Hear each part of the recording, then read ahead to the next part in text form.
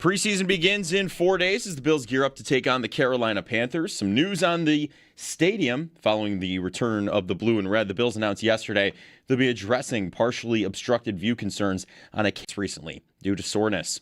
In baseball, the Red Sox, they fell to the Blue Jays 2-1. The Mets, they beat the Braves 8-5. Today, the Red Sox and Blue Jays duke it out again at 7:07. The Yankees play the Mariners at 7:05. And the Mets, they play the Braves at 7:15. That's your Pat Action.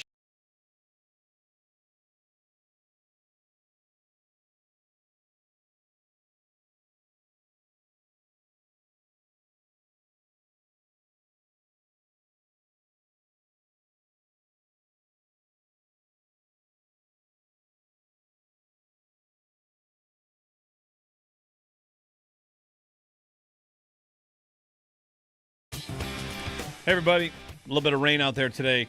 The weather will be unsettled today. That's what I heard this morning. Unsettled.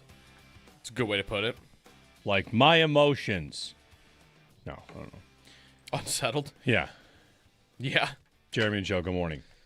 Yeah, I don't know. Yesterday was dramatic kind of day? Was everybody being a little dramatic? Let's all go hand up. We were all being a little dramatic, including the people claiming that too many people were complaining, and everybody just complains. Like everyone, we were all, yeah, a little dramatic. I mean, it certainly had a further reach than I was expecting that it was going to have. That's who probably was the most dramatic, is the national media looking to just talk about the Bill Stadium being terrible. Like, all right, we're being a little dramatic. Yeah, and I also thought, like, Twitter, if you go online to seek what people are saying, that is a good way to get a diversity of opinion.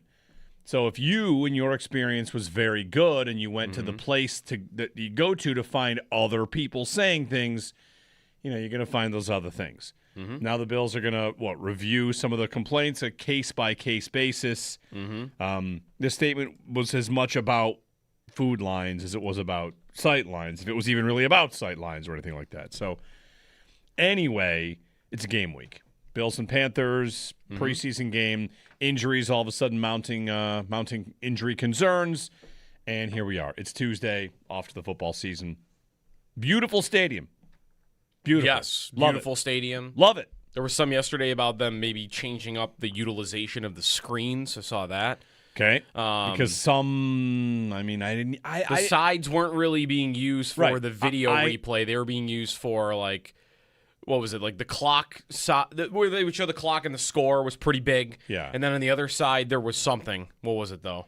I don't even remember. Play advertisements, something like that. Yeah, that's right. Yeah. I mean, right. Like little things you would expect, like, okay, we did it this way and we could change it this way. The only thing I just don't, like, case-by-case basis and, like, looking at options for railings that have to be there, I don't know what you really can do. I thought yesterday, like, driving around listening to the afternoon guys, like, could they create order clear railings? No, it's the ship. Like, there's really nothing more. Like, that is built the way it is. Well, part of what happened yesterday, I think, was I was having some fun making a list of these things, was most of the frustration yesterday about people complaining about railings, really about, hey, I just don't want to hear about that today. Like, listen, this is a big day for us. It's supposed to be a celebration, and I don't want to hear about your 12 bad seats. I know there's more. I'm just like stepping into that role for a minute. This is you're giving the best man speech. Now's not the time to address certain issues, right? Everyone's here to have a good time. The matron of honor speech. You're not. Let's not get into how you doubted this guy at the start. Like, we're having a good time. Okay, can I talk to that guy for a second? Hold on. Okay. We've all learned this about the Bills. When's the worst time to say you are not a fan of a Bills draft pick? Immediately after the pick. We know this, right? It's hey, tell me the good things. I'm excited about this. The Bills make a big free agent signing of a player you've heard of. Amazing. PFF score, gave him a this. I don't want to hear that right now. Maybe tomorrow, right? Not immediately. I don't want that stuff. The Sabres maybe they signed Patrick Kane if they had done this, and you'd be excited. Well, his WAR rating on this one hockey card says this. How about that tomorrow? Can I have a fun sports experience today? Gene Steratore stepping in. I'm enjoying a football game. Gene, maybe not right now. I feel like there was a lot of it was that. It's supposed to be this coronation, this celebration. For many people, it was. It's kind of like a lifelong dream achieved, living in the NFL, seeing a new stadium, and for that to have been rolled out right away. Listen, I have concern for your concerns, but I think a lot of people kind of thought, it's not right now, man. I don't want to hear that now. Yeah. Maybe tomorrow is the answer to this question then, because I would want to ask that person, okay, when is the right time to have that talk then? Is it after the first preseason game? It's certainly not after the first regular season game, right? No, that's right. No one's going to want to hear about that after they beat the Lions in the first game ever at the stadium. That's right, because once you get to the season, now we're complaining about the play calling and the officiating right. and replay review. Yeah. Right, so it wouldn't be then. So would it just be this week, but in the middle of the week? When is the proper time for somebody that was upset by their seat and feels misled or whatever? It wasn't made clear enough to them. That person's upset. When is it right for them to jump in? Maybe Wednesday? Maybe you just want to say, why don't you reach out to the Bills and let us know how that goes? Right? Instead of again, I'm not necessarily upset about that, about the whole thing. I come away thinking the stadium is amazing. Love it. I was going through the pictures yesterday, and, whether you're the person that is, you live the dream. We talked to Del Reed on yesterday at 9 a.m. about how, I can't believe it's here. I can't believe after all that, going through the 2010s and the 2000s, thinking they're always going to leave. And here we are. They're not going to. And we get a fancy new palace like everybody else gets. Whether you're that or whether you're the person that brought kids. We took a picture of all of my kids and their cousins sitting on the grass in front of the big sign. It's you get a whole new era of a stadium in football. And all of a sudden, it's the circle of life. The parents in the 1970s when the old stadium opened up, we get to be those parents. So the whole thing, I think, is awesome. What a time to be alive. And, whatever. That's all. I just wanted to say I get the sense that it was about timing. I'm glad to hear your concerns. I just don't want to hear those concerns the night of the game, the night of the first practice. I think I sensed a lot of that. That's all. I just don't know when else you would do it. That's the thing. Because I think it is a real... That's not a made-up issue. I think the scoreboard part of it, we're really getting into that. I think the scoreboard is a made-up issue. We're going up to the corner of the stadium where seats aren't going to be sold, and we're leaning against a wall and taking pictures. That's right. Made up. Some of that stuff to me is not real. This one specific problem for a lot of people around the stadium, hundreds to 1,000, whatever it is. It's not more than 5% of the stadium, I don't think, if I had to estimate, that are dealing with this issue. But for them, that's a real problem. That's not made up. That's, it really just also the tough part about talking about this issue is I do think it all comes down to what were you told? That's it. I guess it could just be that they exist in the first place, right? But I don't know, why they exist there and the open concourse. Maybe they had to. I know not all new stadiums that have open concourses have things like that, but some do. There are some newer stadiums that have obstructed views like that built in because they have to. So there is that, but I think the bigger controversy is just what were you told in your stadium experience? And for that, you're just going person by person. Because I've heard from plenty of people in the last 36 hours that feel like, they made me believe that it wasn't as bad as it was. And we've also heard from a lot of other people that were like, no, they totally prepared me for what it was. Yeah. So it really just comes down to what were you told, and it's going to maybe just depend on what individual you were dealing with. Listen, on the flip, and that's really tough to talk about because it's just like, what happened to you? What happened to you?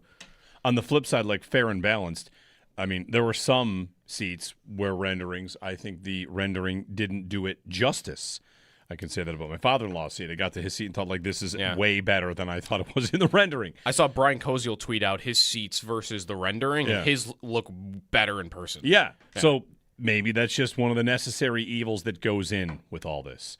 But you're right. Like, at the end of the day, what's the very big takeaway? What's the point here? We're starting another era. And I think another part of what you just said is this wasn't the complaints, the sightline thing. It wasn't someone upset about a free ticket to a blue and red game. It's someone upset about a 30-year investment. Right. Which, again, like, when did you want to hear that? Maybe not the day of. Again, I'm saying, like, the people that were upset about complaining about complaining. That's where we got to. It was. I think the whole thing was a little bit, a little dramatic. All we tried to say yesterday, I think at least a lot of what I tried to say was, I respect that there might be some people that feel like they got a raw deal, and I would want those people to be heard and to contact the team. The popcorn running out or the Matty Matheson chicken parm running out. I feel like those are easy things to iron. Did the popcorn run out? I don't know. I just kind of made that one up. Gotcha. Yep. Like, well, we were really hitting the popcorn hard on Saturday.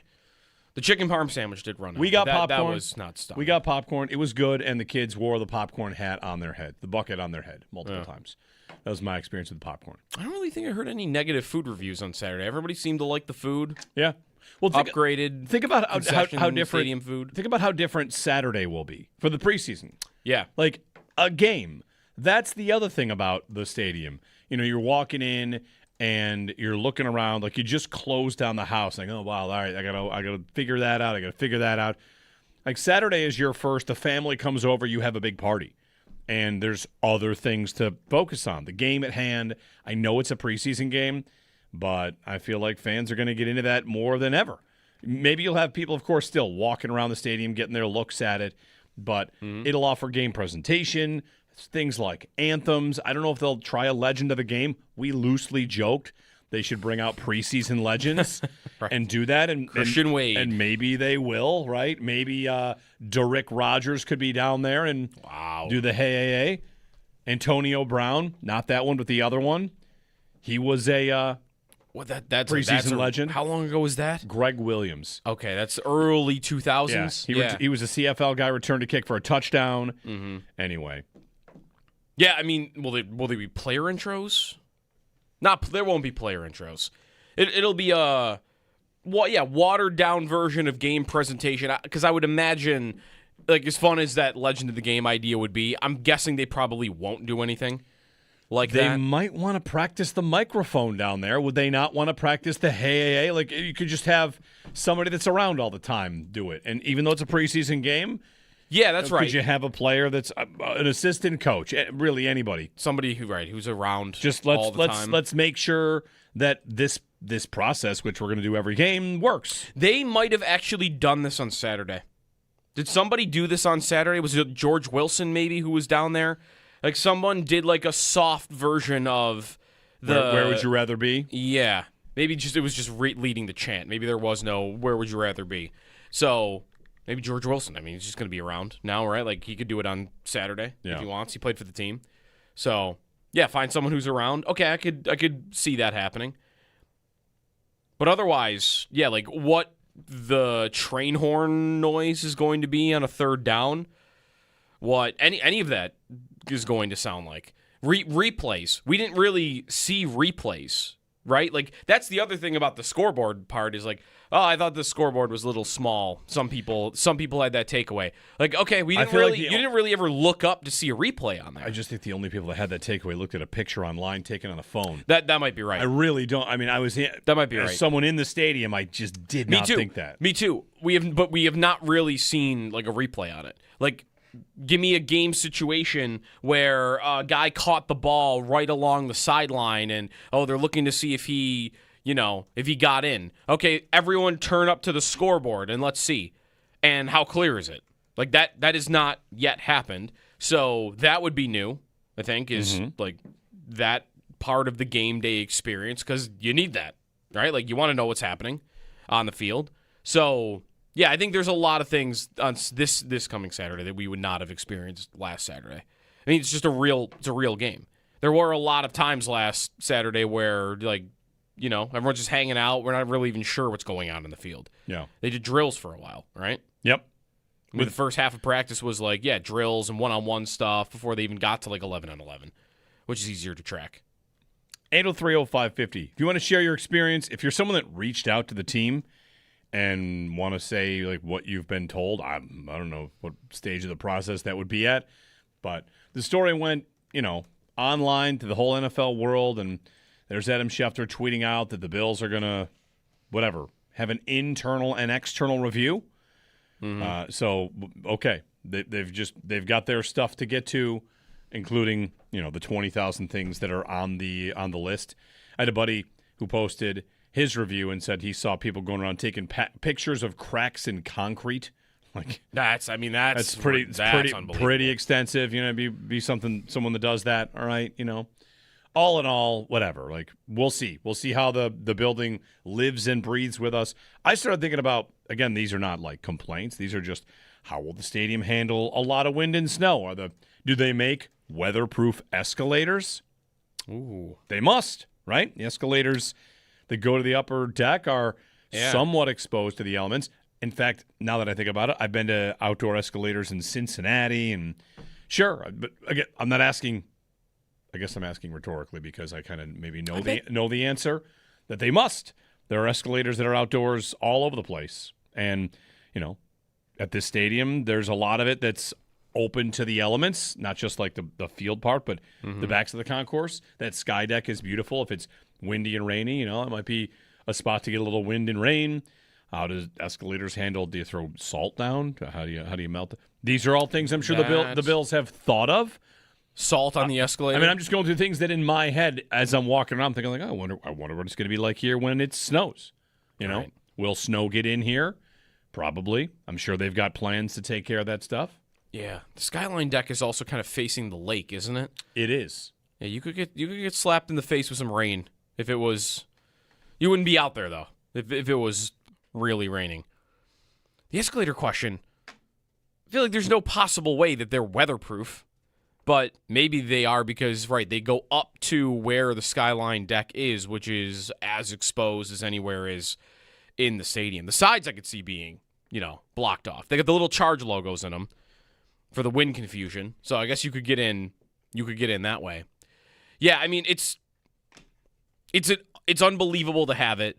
And I guess I can't figure out what I would have wanted for, you know, the timing of all of this to happen. I feel like I'd rather have it all out of the way now before the real football begins.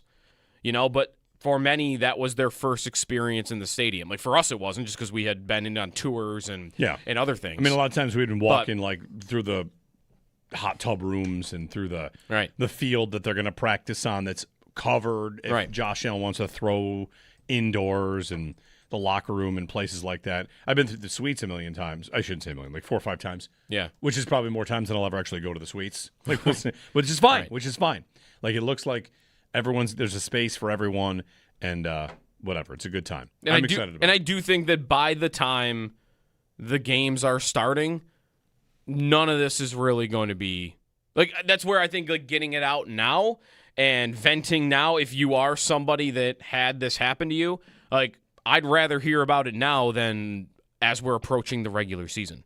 Because I do think once the regular season is there, I mean, a lot of people will either be used to it or they'll be standing or like, I'm only looking through glass for this little chunk of the field. Like that I think will wear off for many, and I don't think this will really be an issue that is coming up a lot once they're playing the Lions, right? Like the football... That almost makes it sound like the stadium doesn't matter either. I'm not trying to say that. But once the football starts, the football is what is going to matter to everybody. And the Lions have a bunch of injuries. They played the Texans, the Bills do. And then the Lions, they lost their starting center. Yeah. And their secondary looks like it'll be torn apart early. Yeah. They're missing a bunch of guys in the secondary. Air raid. I mean, Week 1 you or get week 2. It's going to be a good chance to get after it. So, anyway, 803-0550 is our phone number if you want to chime in on anything stadium related. I'm wearing my shirt from. Remember when the stadium was called the Pit? Pit. You know, there was the lore of the Pit, the lore of making sacrifices That was to the Pit. It was a ago. long time ago. Yeah. Now we have another pit on the other side of the field, or other side of Abbott. It's less of a pit than the other one was. It doesn't look like much Yeah? of a. It looks like a pile, and I mean that's. Once they pull all that away, though, what's going to be left there? Won't it be a hole? Because the old not- stadium was way more underground than this stadium is. Yes, that's right. It doesn't. I mean, so far what I see on the drone images, it looks like less of a pit. Okay. Pit power rankings, if you want to do that. And they're gonna. Are they supposed to fill in whatever is there at the giant dirt mound that's over? Is the dirt mound there? It's still there. Yeah, the dirt mound's giant dirt mound. Yeah. Yeah, around ECC. That's definitely the rock mound. Whatever you say, that's definitely still there. Yeah. That was a walk into the stadium I had never made for a game before that I did do on Saturday. Like walking past ECC from that side of the field. I don't even know if that was open before. I don't think it was. Yeah. I think you probably had to walk around down Big Tree before. So that was new for me. But that's a lot of dirt to get out of there Yeah. Yes, it at is. some point. Ski slope. What do you think? Just make ski slope. Just make a ski slope. Yesterday, Bills practice. Cole Bishop did not practice. Geno Stone in. C.J. Gardner-Johnson also left with an injury briefly, right? Mm-hmm. So injuries starting to pile up. Connor McGovern, Cole Bishop, Ty Johnson, C.J. Gardner-Johnson with his second time getting dinged up. Is it any coincidence that Ed Oliver had a monster practice by all accounts and Connor McGovern was out? Like, hey, the guy that is in the middle of the line that anchors that thing, and all of a sudden Ed had his best practice. That makes I sense think to me. Again, as someone who didn't watch practice, that's what I thought. Like, oh, Oliver had a good day. What happened up there? Oh, McGovern, you know? Mm-hmm. So try to get through the injury bug as it hits you this time of year and, you know, get off to the regular season as healthy as you can. And they'll play Carolina on Saturday at 7 o'clock. So exciting. I won't go to that. I won't be at the game. I have a wedding to go to, so I'm going to miss it. 1 o'clock, sorry. Saturday, 1 o'clock for Carolina. I don't think preseason game graduates, too. It's got to be on the TV somewhere. Especially At a wedding? Yeah, I mean, this would be like, I got to check the timeline. Is the ceremony at 1 o'clock? Mm-hmm. Should I know that? My wife is asleep, so that's good because I don't know When the ceremony I is? don't know No, any- you just got to know when you have to be there. I just know that Saturday we have a very good friend's wedding. I know nothing about the times. Oh, you don't even know like when you're supposed to be there? Because I don't think not knowing when the ceremony is fine. It's just like, I got to be there at noon. It's probably like 4 o'clock. I don't know. I'll find out. I've cleared the whole day. I'm not going to the Bills game because I'm going to the wedding. So, you know, the whole day is clear. Do I have to know what time it is today, or do I have to know what time it is on Saturday? You have to know what time it is on. You might want to know on Friday. Sure, Friday, right. We've got, you know, childcare lined up, so I'm sure it'll be fine. 803-0550. I should probably know I don't when think a that wedding is. preseason game would ever be on at a wedding. No? What about if it was like the quarterback's first ever action? You drafted the quarterback first overall, and it's Arch Manning. Arch Manning's first action in the NFL. All right, you've laid out a scenario there where maybe. You want to get it on? Yeah, I could see that. But that it's going to have to be something special like that. Like Kyle Allen is not getting like, oh, can you throw the game on? You got to see Buechele. I don't know. No offense to those guys. That but QB2 competition starts on Saturday against the Panthers at 1 o'clock. 803-0550 if you want to, you know, throw something in that's very serious or not as much. We'll take it for you here. The Bills, preseason begins Saturday. The injury bug starting to hit. The stadium is open. They're doing their internal reviews. The story went around the world 50 times on the Bills stadium being terrible, which I think is, you know, very dramatic. And it's probably great instead. So give us a ring if you want. 803-0550, 1-888-550-2550 on WGR.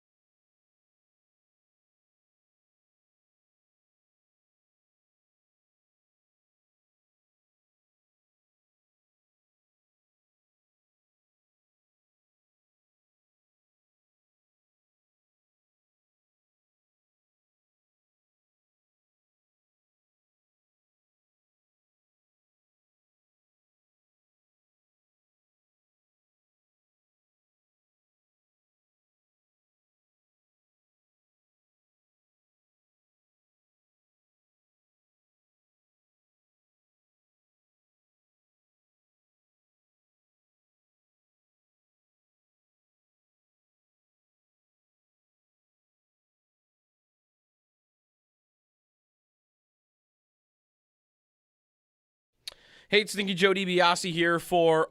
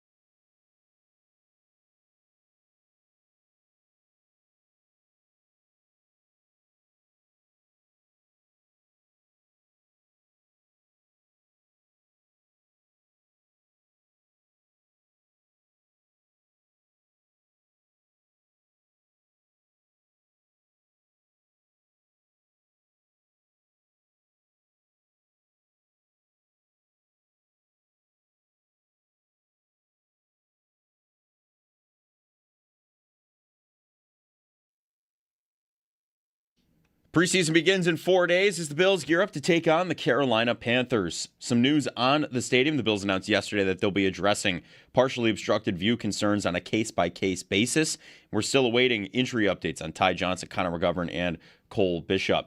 Around the NFL, The Athletic's James Boyd reports Colts wide receiver Alec Pierce received a second PRP injection in his injured ankle. The Cowboys, they signed defensive tackle Quinnen Williams to a 3-year, $105.9 million contract extension. Falcons head coach Kevin Stefanski said the team does not have a timetable to name its starting quarterback. NFL Network's Mike Garafolo reports free agent cornerback Terrion Arnold will now visit with the Saints. And 49ers defensive end Nick Bosa, who missed most of last season with a torn ACL, has been absent from practice recently due to soreness. In baseball, the Red Sox, they fell to the Blue Jays 2-1. The Mets, they beat the Braves 8-5. Today, the Red Sox and Blue Jays duke it out again at 7:07. The Yankees play the Mariners at 7:05. And the Mets, they play the Braves again at 7:15. Those are your Paddock Chevrolet sports headlines. Paddock Chevrolet, with you for the extra mile since 1935. I'm Joe Cali for Western New York's Voice of the Fan, WGR.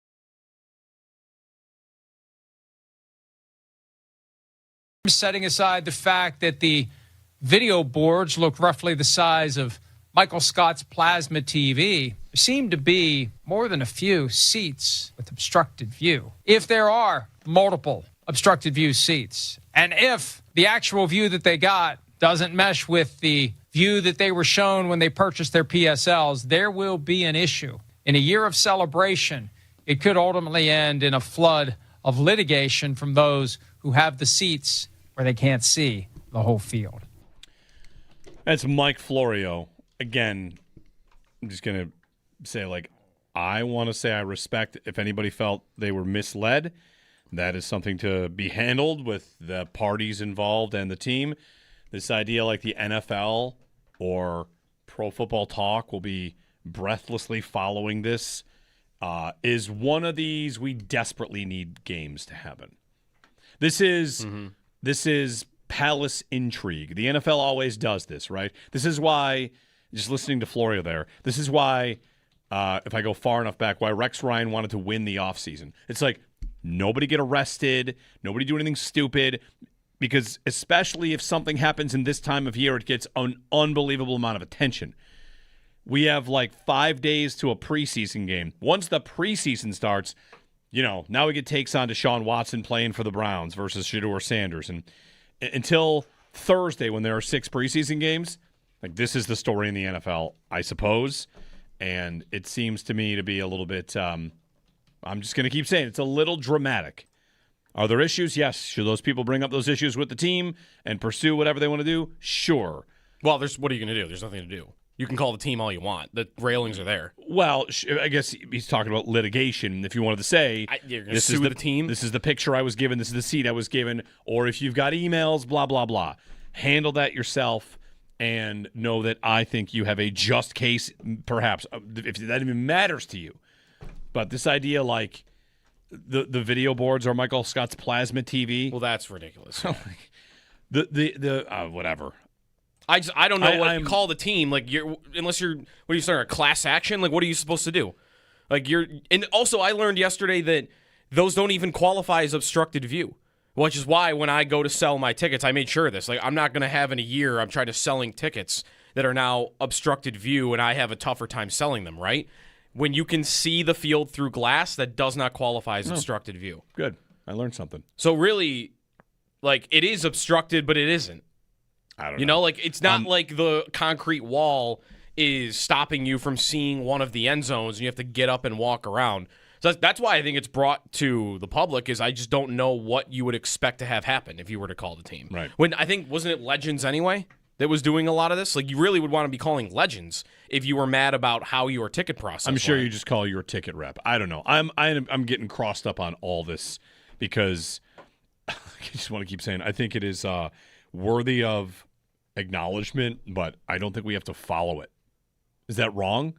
That's what I mean. I don't think there's anything to follow. It's just this is your. Well, here's Mike Florio talking about this is your stadium. A season of celebration becomes a season of litigation. Yeah, no, that's not happening. I just don't think so. That's not happening.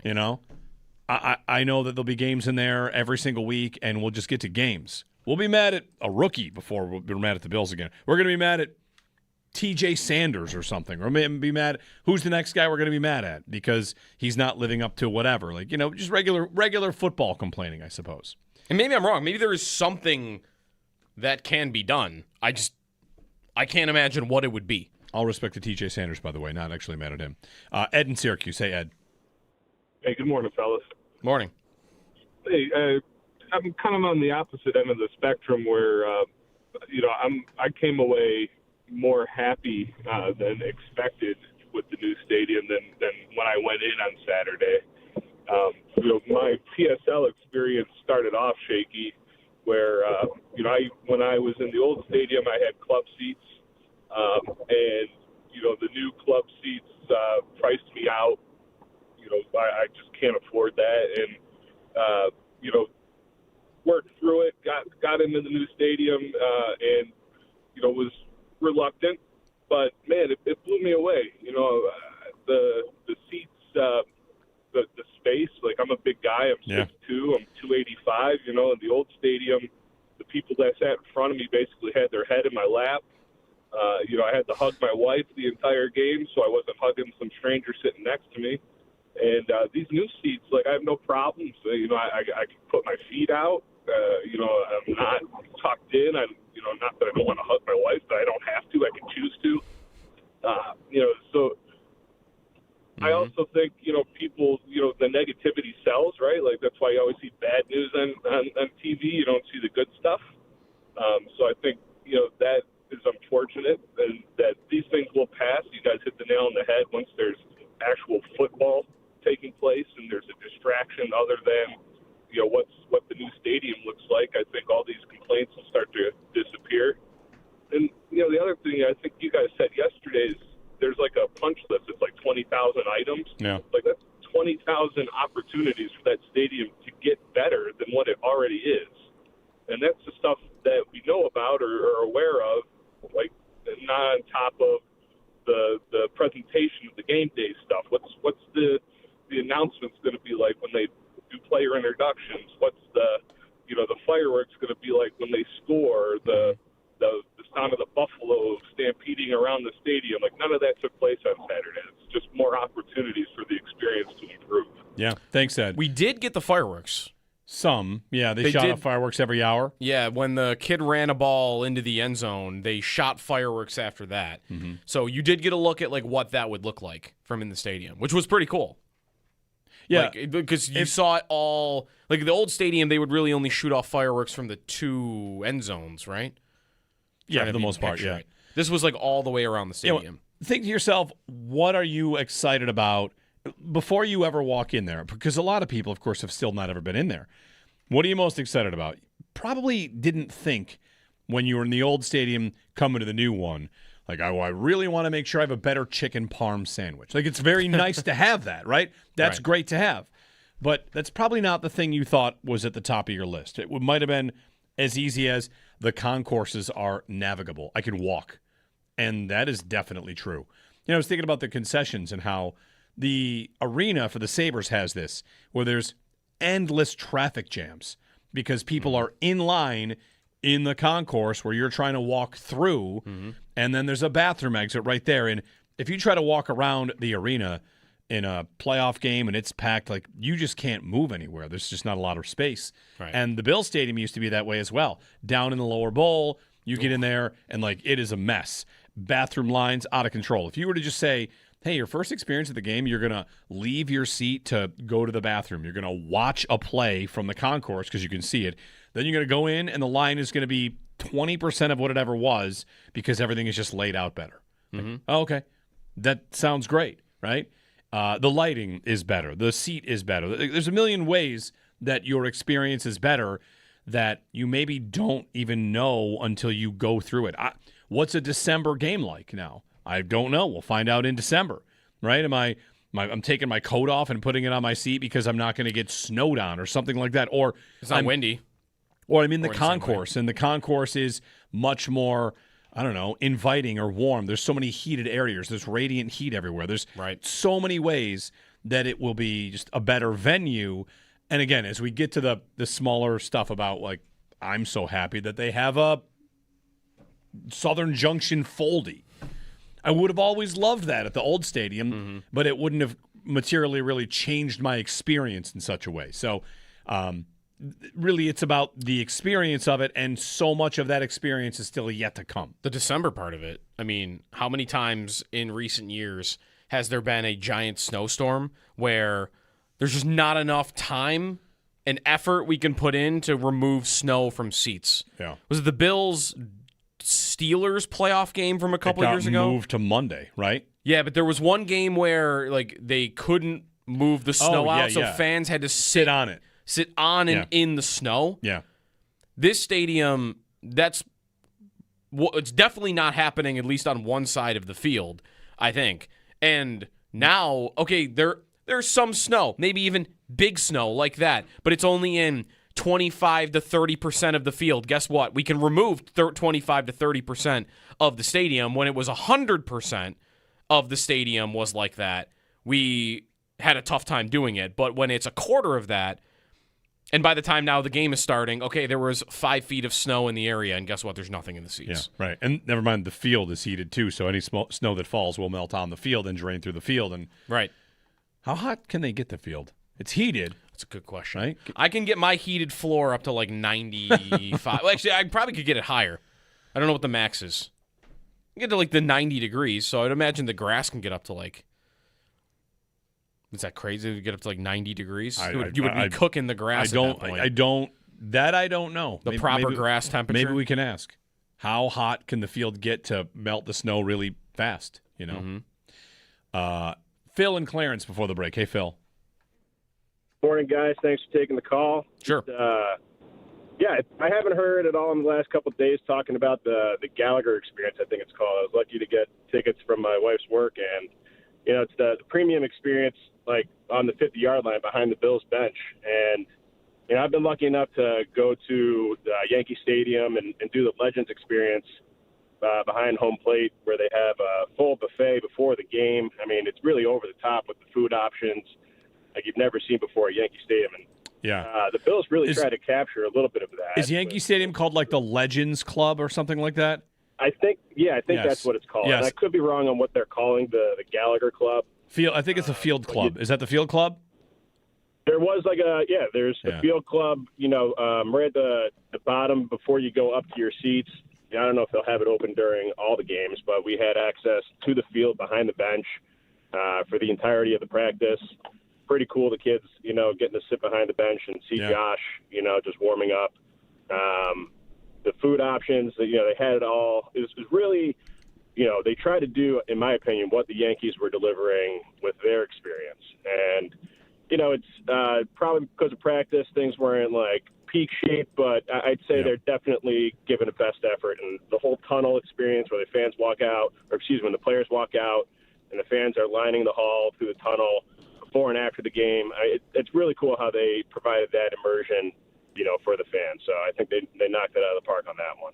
Thanks, Phil. Mm-hmm. Yeah, yesterday I even asked specifically for this review, like if you've gone to the Field Club, you know, how was it?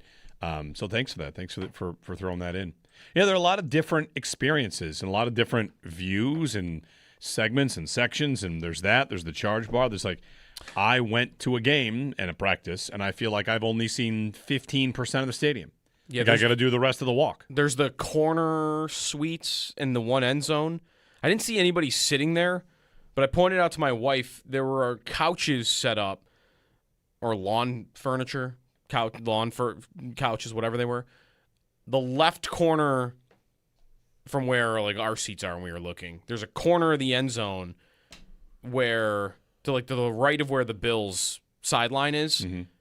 That corner, there's like furniture set up on like almost looks like a patio right at the back of the end zone.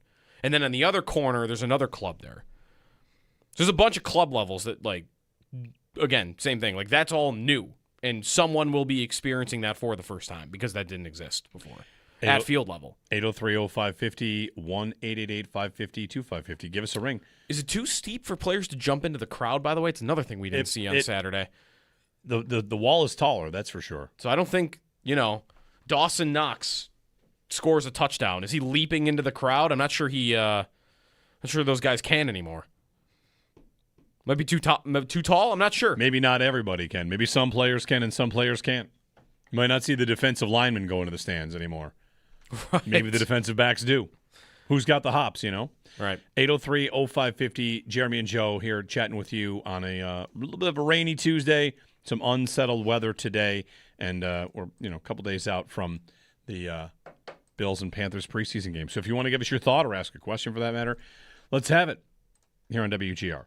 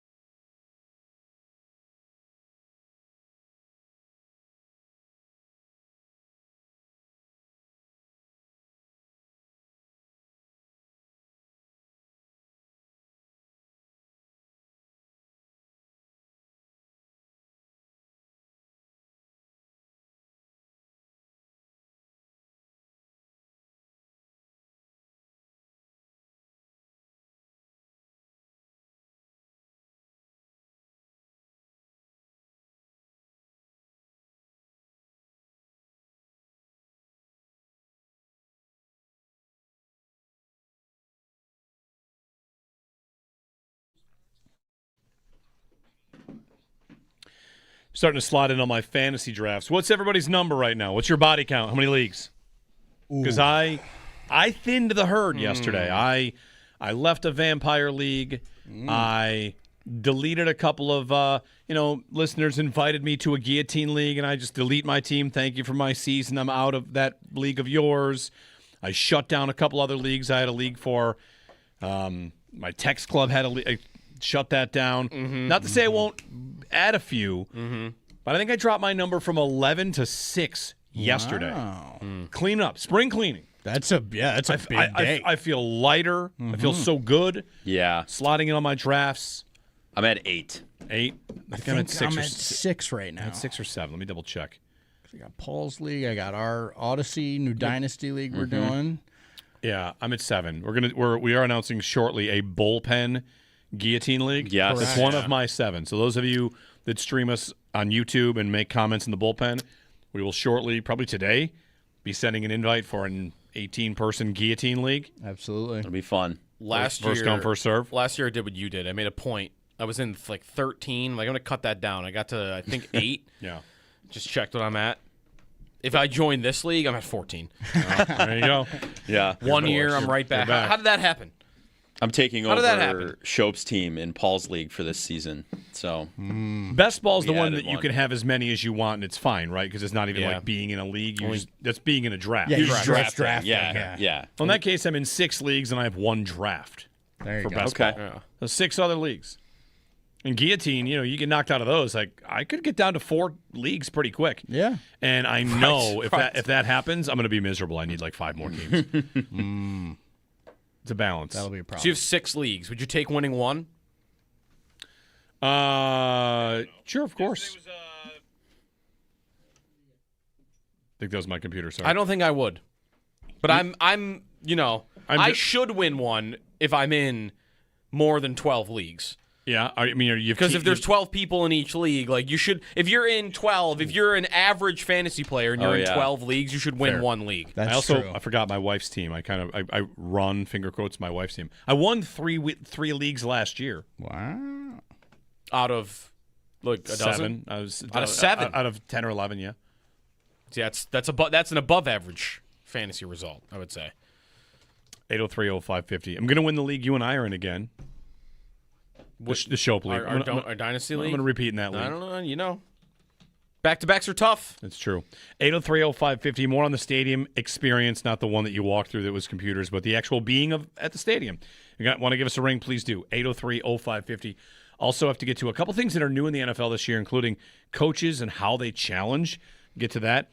And the newest allegation about the Bills' offense and something that might be wrong with it that I'm not sure it holds up. We'll get you what Mike Sando had to say about the Bills and something that might be a problem. Coming up here on WGR.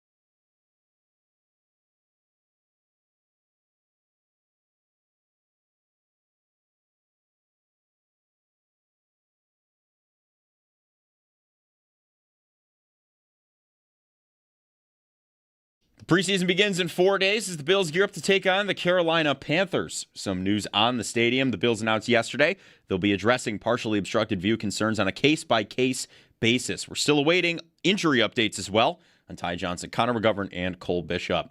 Around the NFL, The Athletic's James Boyd reports Colts wide receiver Alec Pierce, he received a second PRP injection in his injured ankle. Cowboys, they signed defensive tackle Quinnen Williams to a 3-year, $105.9 million extension. NFL Network's Mike Garafolo reports free agent cornerback Terrion Arnold will now visit with the Saints. And 49ers defensive end Nick Bosa, who missed most of last season with an ACL tear, has been absent from practice recently due to soreness. In baseball, the Red Sox, they fell to the Blue Jays 2-1. The Mets, they beat the Braves 8-5. Today, the Red Sox and Blue Jays duke it out again at 7:07. The Yankees, they play the Mariners at 7:05. And the Mets play the Braves at 7:15. That's your Paddock Chevrolet Sports Update. Paddock Chevrolet with you for the extra mile since 1935. I'm Joe Cali for Western New York's Voice of the Fan, WGR.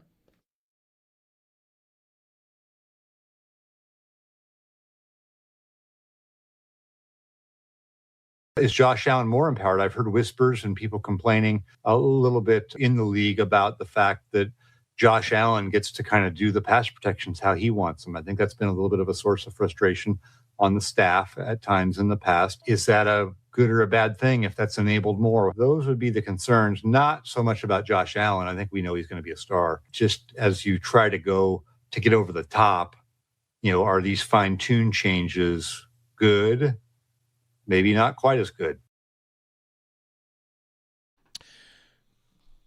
Frustration that Allen has the checks on pass protection. That's Mike Sando of The Athletic, who reported yesterday some frustrations. I don't know. Nick Sabato of the Niagara Gazette and Lockport Union Sun and Journal, he pointed out yesterday, he wrote, I can confirm Josh had the final say on protections last year. Multiple players told him that last year. He found a quote from the Texans loss. Bills left guard David Edwards. The beauty of having Josh is he kind of has that final swipe of the pen to be able to put us in the right protection, the right slide. Anytime you have more time to communicate, to talk through, to see the picture, the better off you'll be. There's one thing you really can't get anybody that watches the Bills to sign up for. It's like, they should take things away from Allen, right? He's the superstar. He's the elite guy. And if he sees things a certain way, your job as a coach is to, give him what he wants. This takes me back to the Ken Dorsey conversation when we were discussing whether or not the Bills needed to make a change at offensive coordinator right before he got fired, which again, they scored 70 points a month before. I'm sorry, they didn't score 70 points. They beat the Dolphins, ran up the score on a team that was had just scored 70 points. Mm-hmm. And it was a high point of the Dorsey era. And a month later, he's fired because it all felt like something was wrong. Going back to the Jacksonville game in London, and the thought I always had was, we already know the quarterback's amazing. If you're struggling with the quarterback, you got to go. Somebody else has to figure it out. And Joe Brady in the offense, since he took over, things have been, for the most part, figured out outside of maybe some, giant holes at a certain position, which it looks like they maybe have filled. So Allen usually gets the benefit of the doubt. I found that comment from Mike Sando a bit odd, and I would chalk it up to maybe the only thing I would say. I think there have been some frustration going back to last year. The Bills are still newly in a new coaching staff, right, Joe? And they just had a divorce, kind of a breakup of the GM and the coach. You probably still have a little bit of campaigning for a side. There was last week, there was a little bit about injuries and how injuries were handled last year and how the Bills had so many injuries and now there's sports science and whoever it is, it kind of painted the picture like the Bills were upset about injuries last year and kind of want to pin that on McDermott and his, if it was being stubborn, whatever it might be. Right. And I took that as that's this staff saying they're better than last year. Is that true? We'll find out. McDermott's team stayed very healthy. I was going to say, up until the end, when was it older players that started to get hurt and break down? They lost a lot of guys that were older. And I saw someone's response to that last week that the Bills' training camp injuries over the years was very good. Yeah, Like it wasn't really. They're not the. It's not the bad. Niners. They never camp like the Niners, and they also very rarely had somebody go down before the season began, like for the year. That happens to teams every year. Pearsall for San Francisco. I know a lot of it's been San Francisco this year, but Alec Pierce yesterday is getting like a second injection and an ankle injury. They just paid him, and he's not on the field. Like a lot of these teams have big major injuries right away. The Bills had very few of those. They had Hairston last year, and like what before that? And maybe there's a gap for me going back to Reggie Ragland, which is pre-McDermott. He got hurt in camp. That was for the year. But yeah, who were the guys getting hurt? Like last year, Rapp got hurt early in the regular season, but that didn't happen, I don't think, in training camp. So that was a weird one to me when I saw that. And what I did think more about when I saw that is how much are we going to see this year about little things like that? Like, oh, this is going well. Why this is going well? Because, McDermott used to like to do things a little bit differently there. Yeah. Like, how much of this little micro scapegoating are we going to see along the way when something is going a little bit differently and better than it used to? And like, well, that's because of the old guy. I think all of it. Like, it's going to be constant. And it might be true. Some of it might be right. Some of it might not be. But, yeah, the things that go well, I absolutely think that it'll be suggested that it's because McDermott is gone, right? Whether it's the loose atmosphere, they seem looser this year. Is it not this time of year the time to kind of lean into all the narratives? Think of back during, if it's this team's drought or any other team changing coaches. You go from the offensive coordinator, now you have the hot defensive coordinator. Now you go back to the offensive coordinator. And you're just doing the roller coaster till you find a good team. You do that with the coach that's a disciplinarian versus the guy that lets guys be himself, right? It's you want the player that will rub people the wrong way and push people, and now you want that guy off the team. Like these are just kind of the back and forths that we go through inside of a season or seasons. And ultimately, do they win the whole thing, right? Mm-hmm. Like the Bills might have resented Alec Anderson saying that Joe Brady's like the fun uncle, but there were plenty of people that thought, good, he lets them be themselves more because McDermott was too uptight or whatever. Now, if we get 10 games in and they take way more penalties, we're going to sit here and say, how come Joe Brady doesn't take it more seriously? Like, right, it's going to shape it however you want. It's all to be determined. That is one. That's another one I've heard a little bit of, and that I think might be. Is that more? It's not as intense. People aren't as on edge around here versus.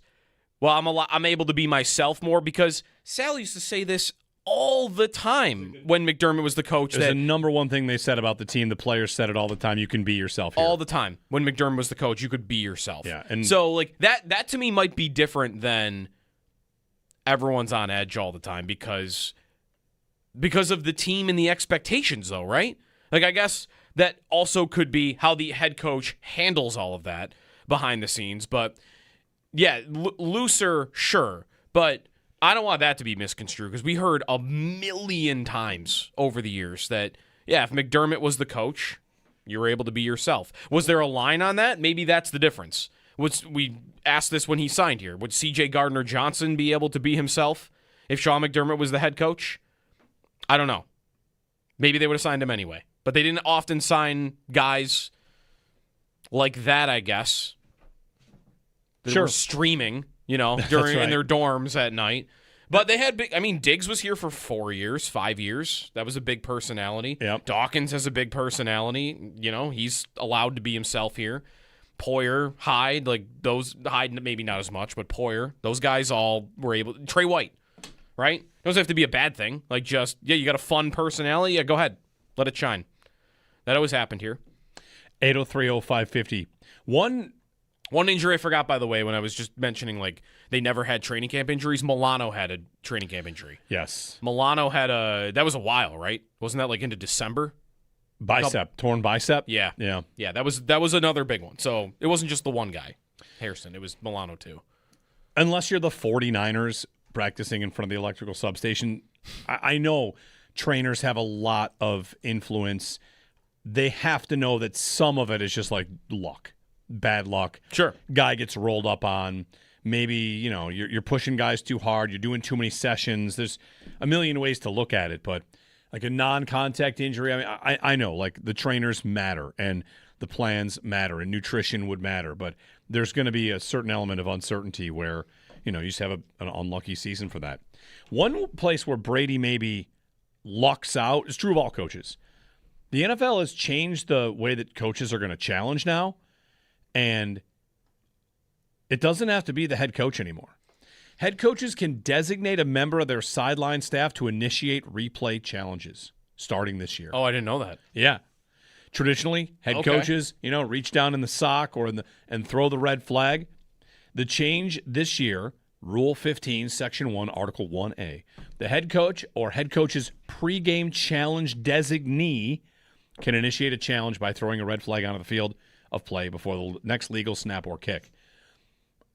Does anybody have a take on this right off the bat? My immediate take is I don't think any coaches are going to do this. Fair. Joe Brady is going to allow John Perry, I don't know if he still works for the team. John Perry is going to be standing on the Bills sideline, and he is going to have the ultimate decision on whether they're challenging a play. I don't know if it would be the decision. It would be you throw the flag. So, just the throw. They're on headsets, yeah, okay. Right? I'd imagine they're on headsets. They're communicating. Right. And if you are this person, I don't know, are you on a channel that's different than Brady talking to your replay guy? Can I basically, not quite outsource, but can I delegate my replay challenge system to a team that is, I'm now the head coach, right? The buck stops with me. But now, just like Jim Leonard runs my defense, do I have a person that on game day is in charge of running my challenge decisions, and they'd buzz me and be like, I'm going to throw here. Right? He would tell Brady before he throws it? I guess so. Is there enough time for that? I don't exactly know. Some coaches, this is ESPN.com, some coaches have acknowledged challenging calls for emotional rather than strategic reasons, and a designated staff member could provide a firewall for such decisions. Because staff members can communicate through headsets, the head coach is likely to be heavily involved in the decision, even if the mechanics look different. That's from Kevin Seifert at ESPN. Okay. I guess I'm just skeptical that a coach would give them the power to do it. The power to do it because, hey, it was 2nd and 7 there in the second quarter. I wanted to save that. Uh-huh. Like a coach could get upset about that. Like not having full control over that. I think the thrower idea actually makes more sense because the amount of time Brady would take him to, all right, we're good on this. We're going to challenge. Let me reach down into my sock. Let me grab it. Now let me throw it. It's like a 2-3 second process. Does he have a guy that's just always ready? He's got it in hand all the time, and he just says on the mic or on the headset, "Throw it, bang." Yeah, it does add a layer of if you want to get the throw in. And listen to us with the flag. Well, how often is it a problem you don't get the throw in? It happens once in a while where a coach will throw the flag, but it's almost too late or the ref doesn't see it. Worth pointing out, like McDermott, when he's challenging a play on offense, he's not calling plays and throwing the flag. Correct. For Brady, he's calling a play, right? Here's a 2nd and 10 pass. Okay. It's ruled incomplete. Is he not already onto the call on the next play? That's a good point. Where the replay official up in the booth is going to buzz him down and interrupt him and say, we might want to challenge this. If you're Brady, am I mid-relaying of a play call? That's a good point. So I wonder what he'll do with this. Maybe they'll try it out in a preseason game. Right. And maybe at least like when he's on offense, I'm calling plays, you're in charge of this. Versus maybe he would say, if we're on defense and I'm not calling plays, then I got it. I got the final say. It's possible. Right? Yeah. I think that's an idea. Someone must have requested this in the league. Yeah, you would think. Someone will do it, I would imagine. Like, hey, I don't want this on my plate. That'll be another thing to see with Brady. McDermott was historically very bad at challenges, wasn't he? Wasn't that right? Yeah, he did not have a great record, I don't think, at challenges, right? You can go to here we go. Total challenges in his Bills career, 43. How many do you think got overturned? How many did he win? 43 challenges. 20. He won 15 of them. 15 and 28. Now, did he do challenges emotionally? Like Kevin Seifert just wrote right there. Some coaches do emotional challenges. This is a guy that liked to get timeouts to get a look at the other team's defense. Did he throw challenges that he thought, I might not win this, but I get a timeout on the play? I get a chance to talk to my defense. He was a guy that wanted to communicate. Yeah. So it's not trying to bail him out. I think with challenge success rates, there are variables and everybody's challenging different plays. He did go 4 for 5 last year. Ah. So he was getting better maybe with time. There was one in the playoffs that he got overturned. 4th and 2, Trevor Lawrence. Oh, yeah. Remember the play? I do. His shin hit the ground. Yeah. And no one noticed it when the play happened. They came back from commercial. I think we learned that McDermott had challenged it and it got overturned. Yeah. Yeah. 803-0550 if you want to call us. We're also talking about the stadium. If you have a positive experience to share or any experience, any review, you can give us a ring at 803-0550. We'll talk about it with you. Had, watched a lot of the reaction yesterday online, and I think it's just, especially the national side of it. What came out as part of the stadium conversation was the natural tribalism of Bills Mafia, where if a Dolphins fan starts posting about how Allen stinks, you got to go and find Tua highlights and clap back. Mm-hmm. If Bills fans that fight all day online with Ravens fans, they got to go and make sure you get some bad Lamar highlights. There were people picking up screenshots of other stadiums with block seats. Be like, oh yeah, let's talk about your stadium. You got some block seats too. It's very much the energy of when we are defending a player. It's that's our stadium. Mm-hmm. We'll talk about our stadium like that. Here's a picture of your stadium and where it stinks. Mm-hmm. Just flexing those muscles. I did need to see that, though, that there were a couple of instances around the country of newer stadiums that had that. The Raiders were one. So there was a picture of a Raiders row where you can't see the back of the end zone that's closest to you because it almost hangs, the section in front of you is almost hanging over. So if there was a touchdown at the back of the end zone, there's some seats in the... And that's a brand new stadium, right? Yeah. Vegas, it's 5 years old.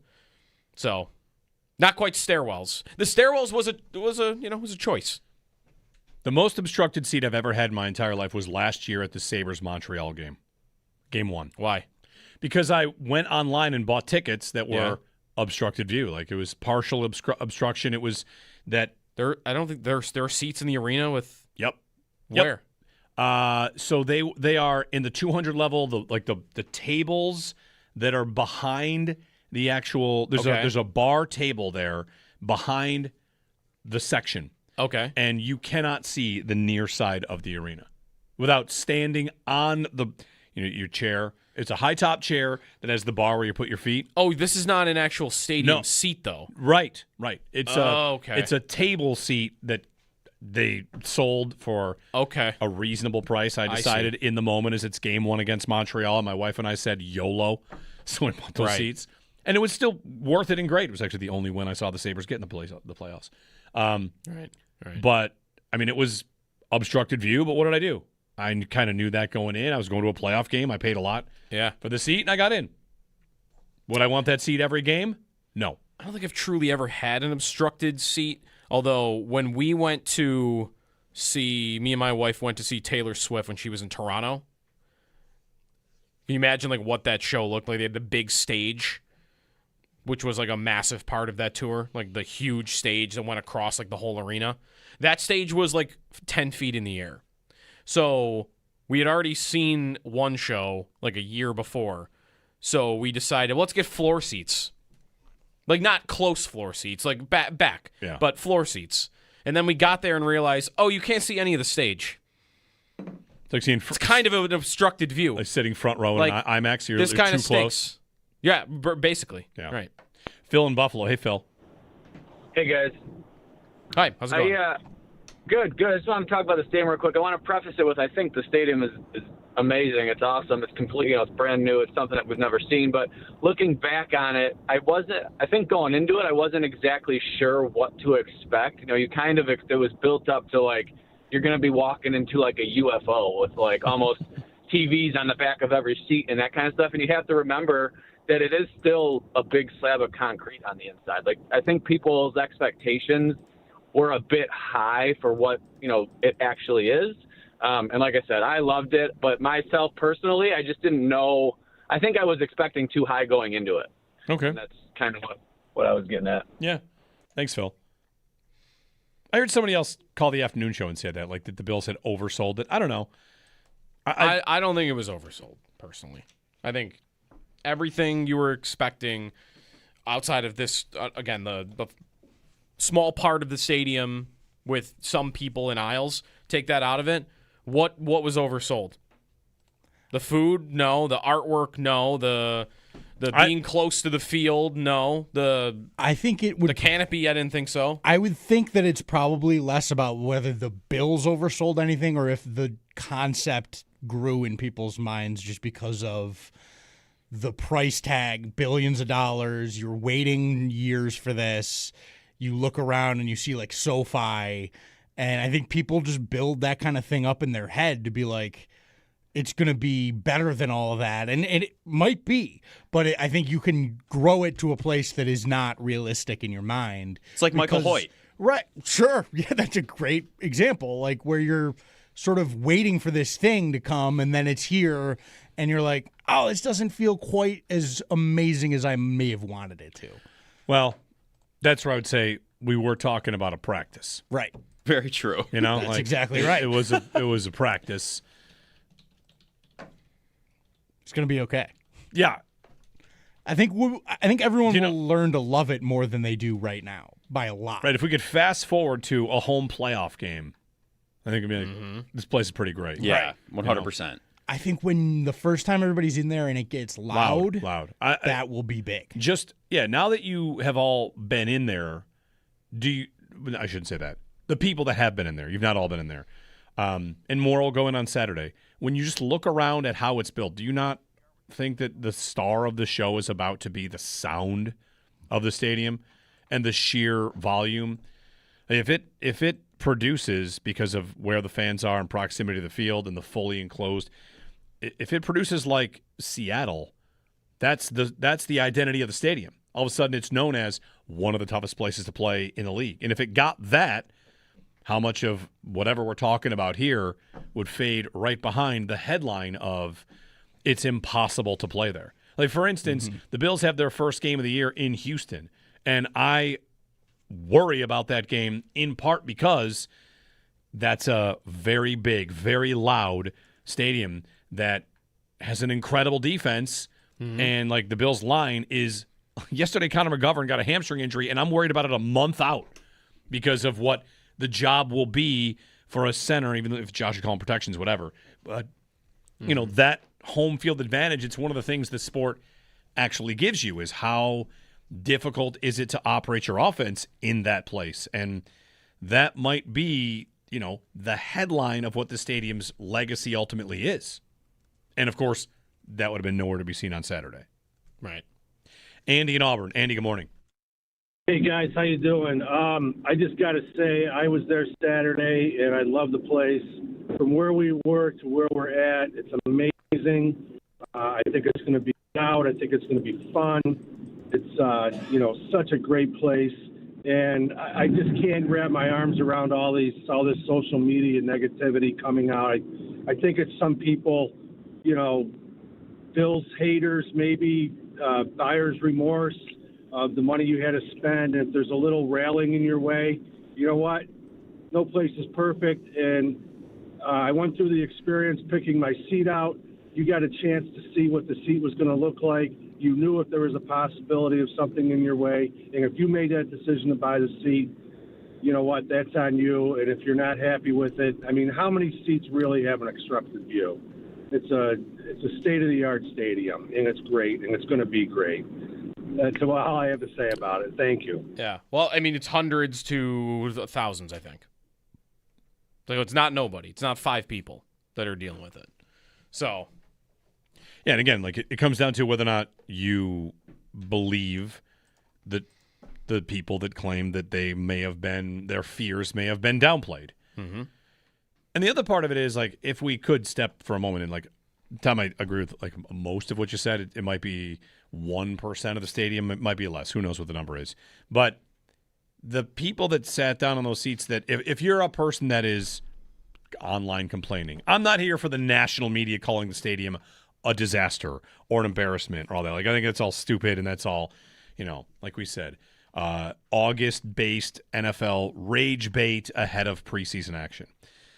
But I think about, like, the Bills fan that, if there is one or two or 100 that were going to that and thought, I can't wait, I've been waiting this my whole life, I spent blah, blah, blah, and then they get to the seat and like, oh, man, he said it wasn't going to be this bad, or she said it wasn't going to be this much of an obstruction. Like, I just want to think about the person that, like you, thought, I went through the process, I felt good about it, I saw the picture, then, one person posted a picture that didn't match. Now, is that accurate? I don't know.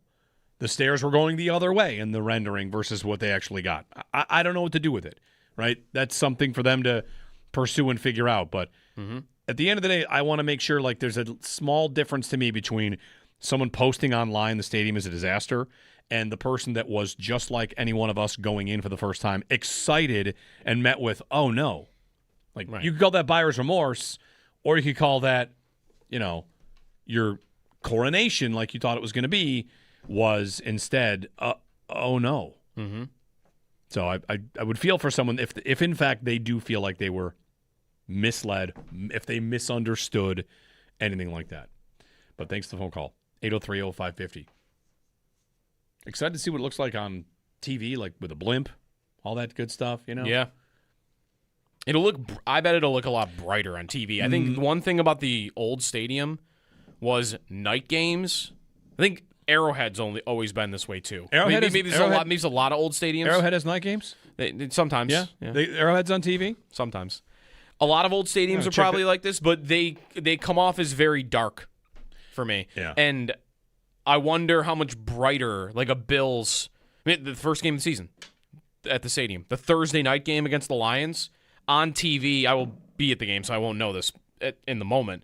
But how much brighter will it appear on TV than the old stadium used to? Because you're going from 4 big beam lights to how many are there of those rows of lights hanging under the canopy? Are there 20 of them? Oh, it's probably more. Yeah. 803-0550 if you want to jump in, and 1-888-550-2550. When we get back, that first game, I saw one suggestion about, like, they're pursuing a big musical act. Then there's another big act that might be there for the opener, revealed yesterday. Do we want it? We'll get to that next.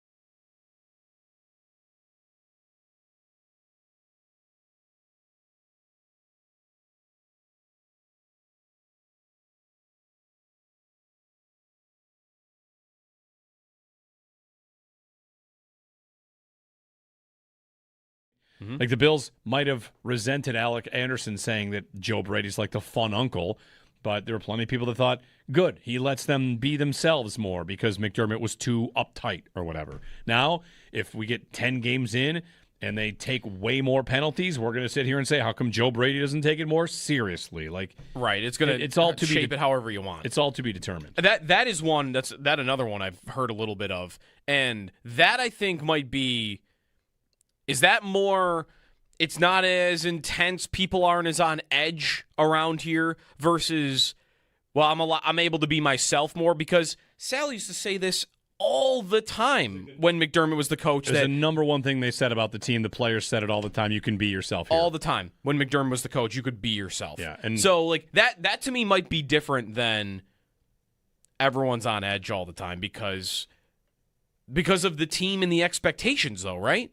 Like I guess that also could be how the head coach handles all of that behind the scenes. But, yeah, looser, sure. But I don't want that to be misconstrued because we heard a million times over the years that, yeah, if McDermott was the coach, you were able to be yourself. Was there a line on that? Maybe that's the difference. We asked this when he signed here. Would C.J. Gardner-Johnson be able to be himself if Sean McDermott was the head coach?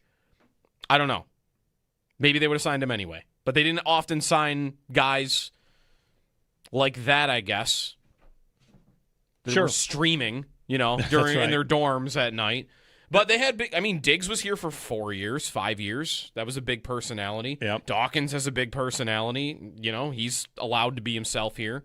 Poyer, Hyde, Hyde maybe not as much, but Poyer, those guys all were able. Trey White, right? It doesn't have to be a bad thing. You got a fun personality. Yeah, go ahead, let it shine.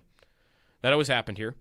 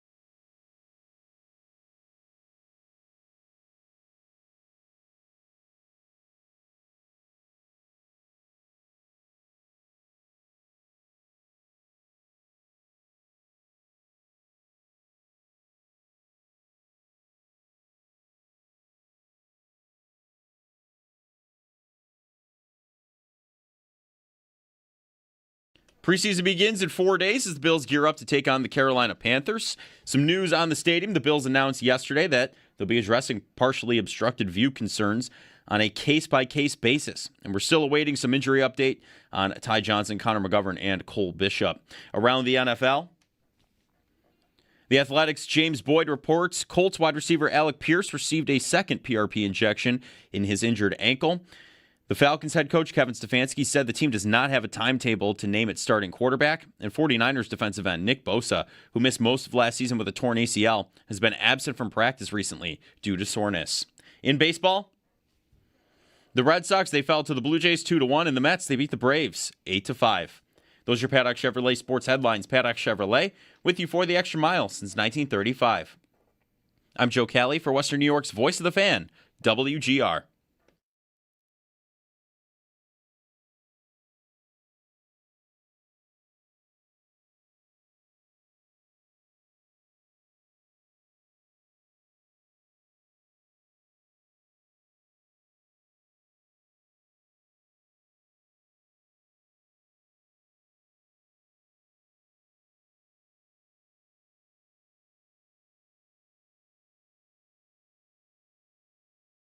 we have been invited to do our show up there from the Bison. Mm-hmm.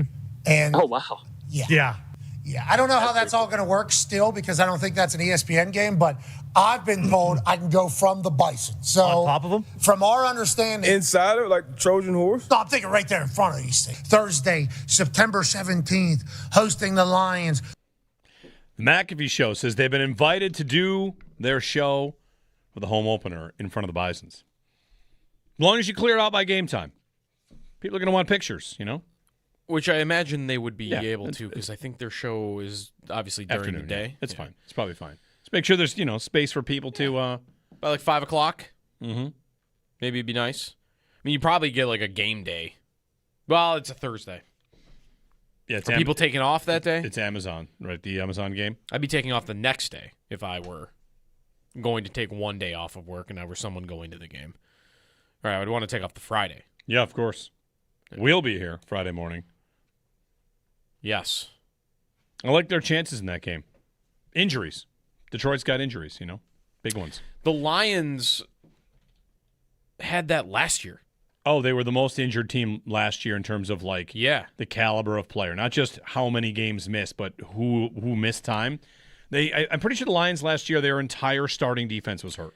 They played a second defense. Aiden Hutchinson. Everybody was hurt.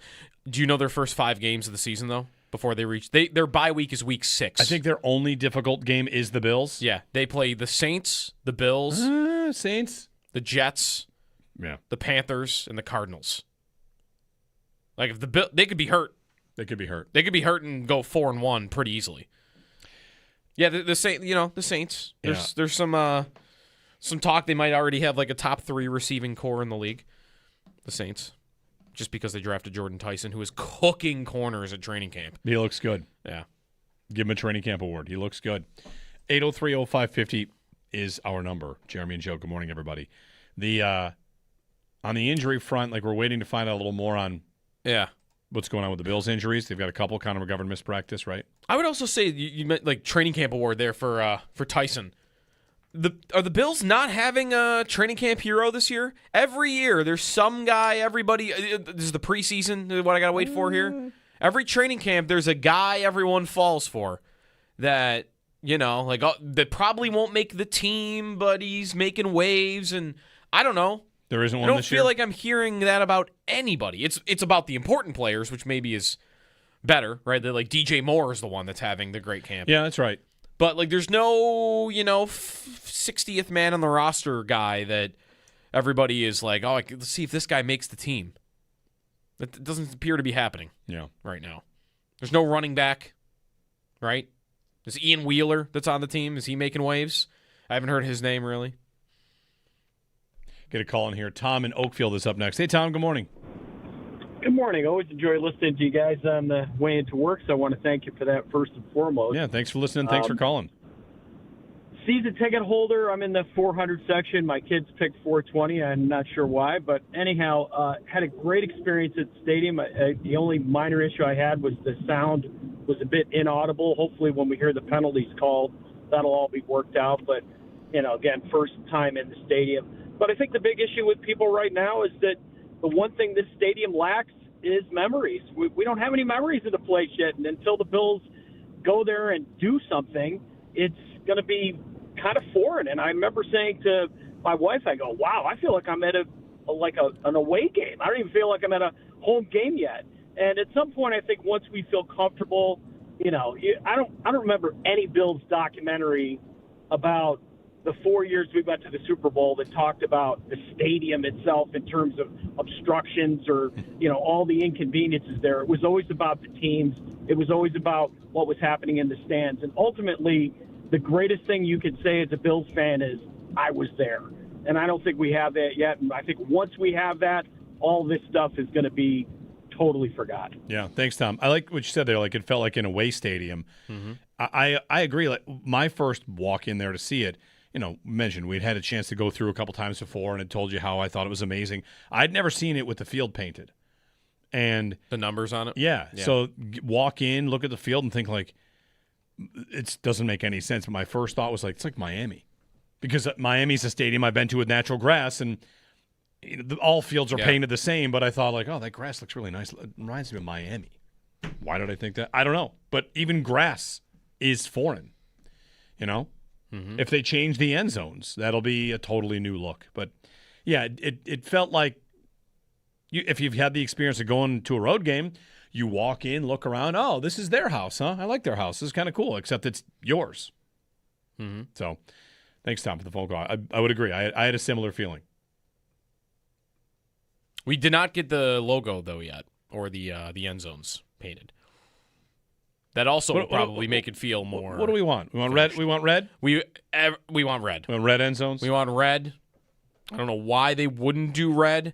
There have been reasons given in the past about paint, right? And with turf, maybe that was different. I know there are teams that have red end zones. I know USC has red end zones, I believe, on grass. So maybe it's possible now. I will say, though, that any of those renderings you saw, maybe of people like when they went through their stadium experience and like sharing those the last couple of days to compare, if you notice, they're all of those have blue end zones. I don't know if that has to matter. It doesn't, because that was 2 years ago that those were probably put together. They also, those renderings had some of the concrete painted blue. And I don't know if that's going to happen. Okay. So maybe that means nothing. But they have been blue for a while. Will anybody call and say, in the rendering, the seat in front of me was red, but the seat in front of me is actually blue? No, I'm kidding. They also could, I think, remember last year, they couldn't redo all the coloring on the field gray or silver when they did the rivalry series because of the turf. Remember that being explained? There's something along the lines of if you spray too much paint on turf, it becomes slippery. Uh-huh. That's the Hall of Fame game idea, maybe? I think they might be more able to play around with, hey, when they wear their Nickel City alternates against the Chargers, which is the second home game of the year, and it's also the first ever 1 o'clock game, I think they could probably do gray end zones for week 3. I mean, the jerseys are what they are. You think they want to lean further into the color? I mean, if you're doing Nickel City, you're doing Nickel City, right? Yeah. 803-0550. Would they also, for that game, just do the charge without the Buffalo at the middle of the field? I would be surprised, but I suppose it's possible. I'm just saying you could play around with it more, I think, with grass now, if you wanted to. The NFL's top 100, we are about to get into the top 20. That is still going? Yes. We're not at the end? I guess we can't be. I feel like we would have seen who number 1 was because we haven't seen Josh. Because we have to argue about Allen versus Lamar versus Mahomes. Yeah, it's not. Never mind. Not surprising we're not done because we would have seen Allen. You see that? Again, it's list season. Allen was named the all-decade quarterback. He was. Mm-hmm. I'm sure Chief fans were very quiet about that on social media. Yeah. They weren't in my timeline. Bill Barnwell named Josh Allen as the, Oh, okay. This wasn't like some committee? Yeah. All right. It wasn't. Bill Barnwell, in his who's in and out of the Hall of Fame, said he'd be the quarterback on the all-decade first team. People latched It's on very to that. nice. He will not be when they do that in 5 years. If they do that, sorry. If he wins, 1. Did Mahomes win all of his this decade? Or is Mahomes at 2 this decade? That I don't know, but let me look it up. I've got this top of mind because every time somebody ranks Josh ahead of Mahomes, you'll have people say, how could that be possible? And I looked into, what do you care about? Do you care about QBR? Do you care about QB wins? I care about QBR more than I care about QB wins. Okay, Mahomes QBR. Why are people down on Mahomes? Yeah. In 2022, his QBR was a 79. It's on a scale of 0 to 100. Yep. Think of it as a percentile. How good are you? His season was 79th best quarterback season ever. 79th percentile QBR. Yep. His 3 seasons since then, 63, 64, 68. Not fantastic. No. You've seen he's had 3 seasons where he's not looked like the superhero guy. Right. So, yeah. My answer to every single why are people ranking Allen ahead of Mahomes, every single time I just write back, they watch the games. Watch the games. One guy doesn't look like he used to. He's still great. He just doesn't look the same otherworldly being that he was. And Well, in there was a 15-1 season. Mahomes' first Super Bowl was in 2019, so I think if it's 2-1 Super Bowls, I think they could put Allen number 1 when they do that in 4 years. An all-decade team. If he got one, I think he could be. I think he could be it. I don't think. That's the Hall of Fame committee that does that? I don't remember, but they do that every decade. I think if it's one Super Bowl, then they could get to putting Allen there. I don't think he'll be the all-decade quarterback if he hasn't won a Super Bowl. 803-0550 our number. We've got a Panthers guest coming up at 9 o'clock. Talk about some names to watch in the preseason battle coming up. That'll happen on Saturday afternoon at the new Highmark Stadium. Jeremy and Joe, 803-0550 on WGR.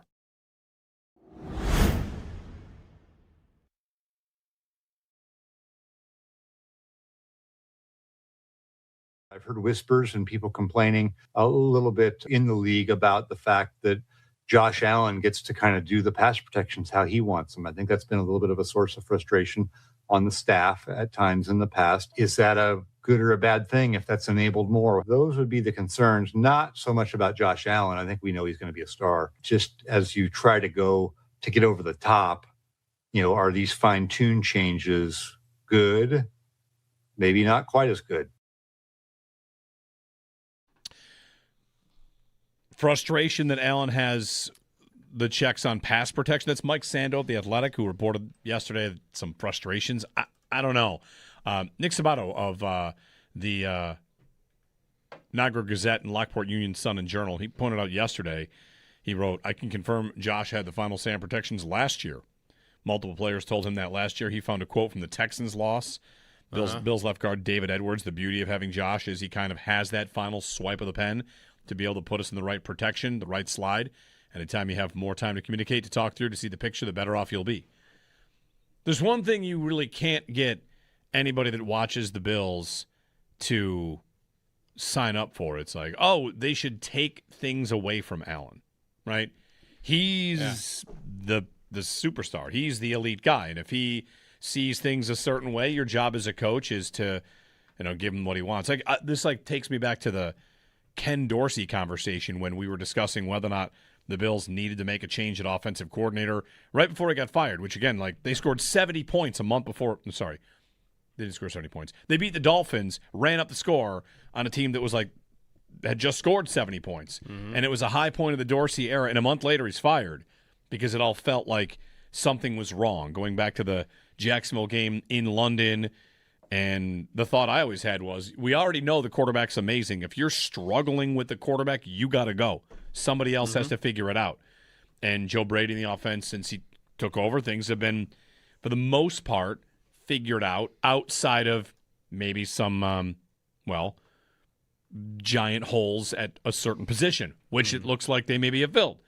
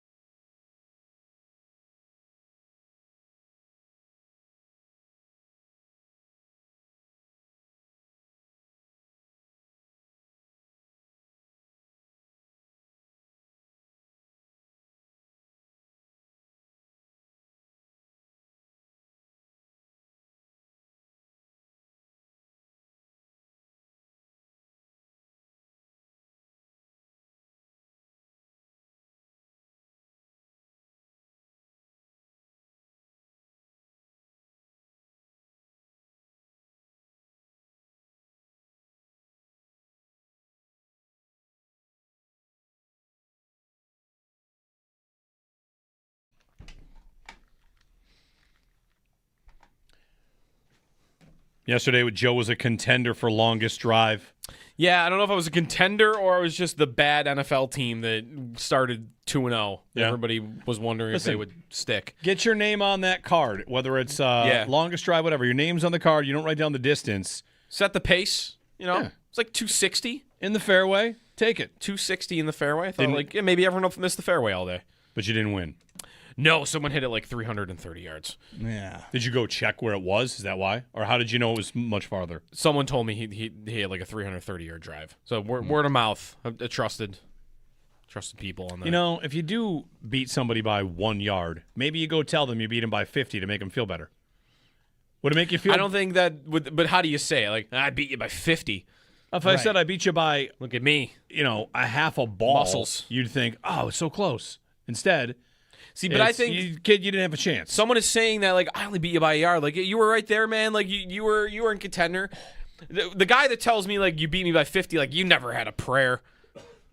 Yeah, fair. We have controversy in the bullpen guillotine league. Oh, no. What is it? We've got somebody with 2 teams. Oh, we'll kick them out real fast. Unacceptable. We're going to kick them out. Kick them out on both real teams fast. Do you get both teams gone for trying to get 2 in? No. One team's gone. One of the two. I might have put the hammer down. Who claims 2 teams That's in a messed guillotine up. league? That is How do kind you of even messed do that? up. I don't even know how you do that. 2 tabs. 2 emails. Sign up with 2 emails. But guillotine, there's no trading. It's not like you can make one team. That's right. A lot That's better right. than the other. I mean, you could have a burner team though.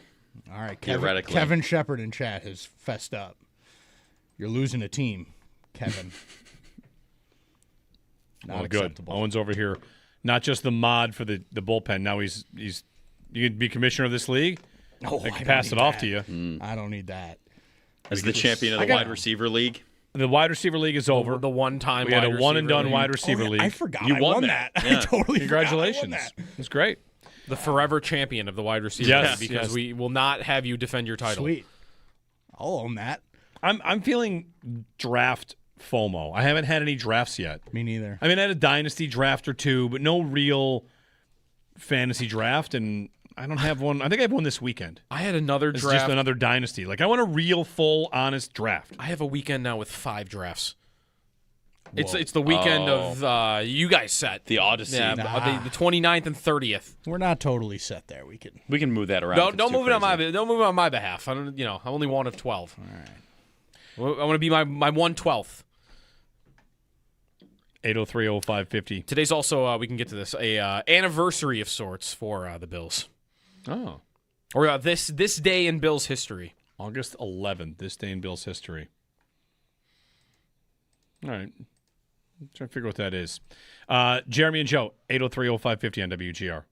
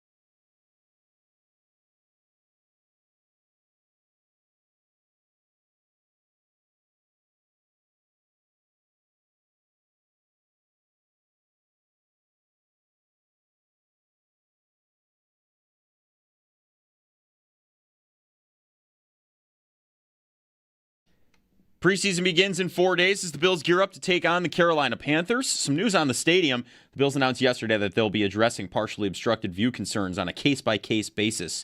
We'll be awaiting an update on Ty Johnson, Connor McGovern, and Cole Bishop for their injuries. And around the NFL,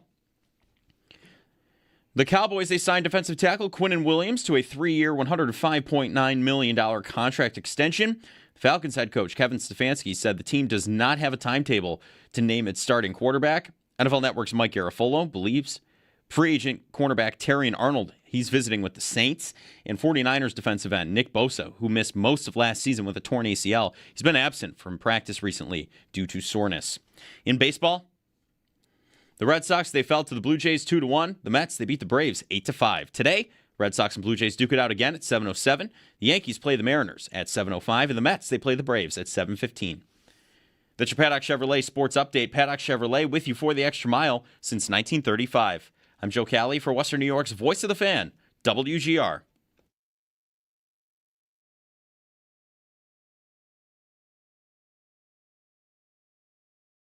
He obviously brings a ton of value in the pass game. I think that he has, the ability to do quite a bit of different things for us. Again, we're still kind of going through the process of training camp, but we're putting him in a lot of different spots, a lot of different positions, a lot of different routes. He's bringing an element of speed and, some big plays out there for us. Bills offensive coordinator Pete Carmichael. I listened to that yesterday. Brad played a good chunk of Pete Carmichael, maybe all of it.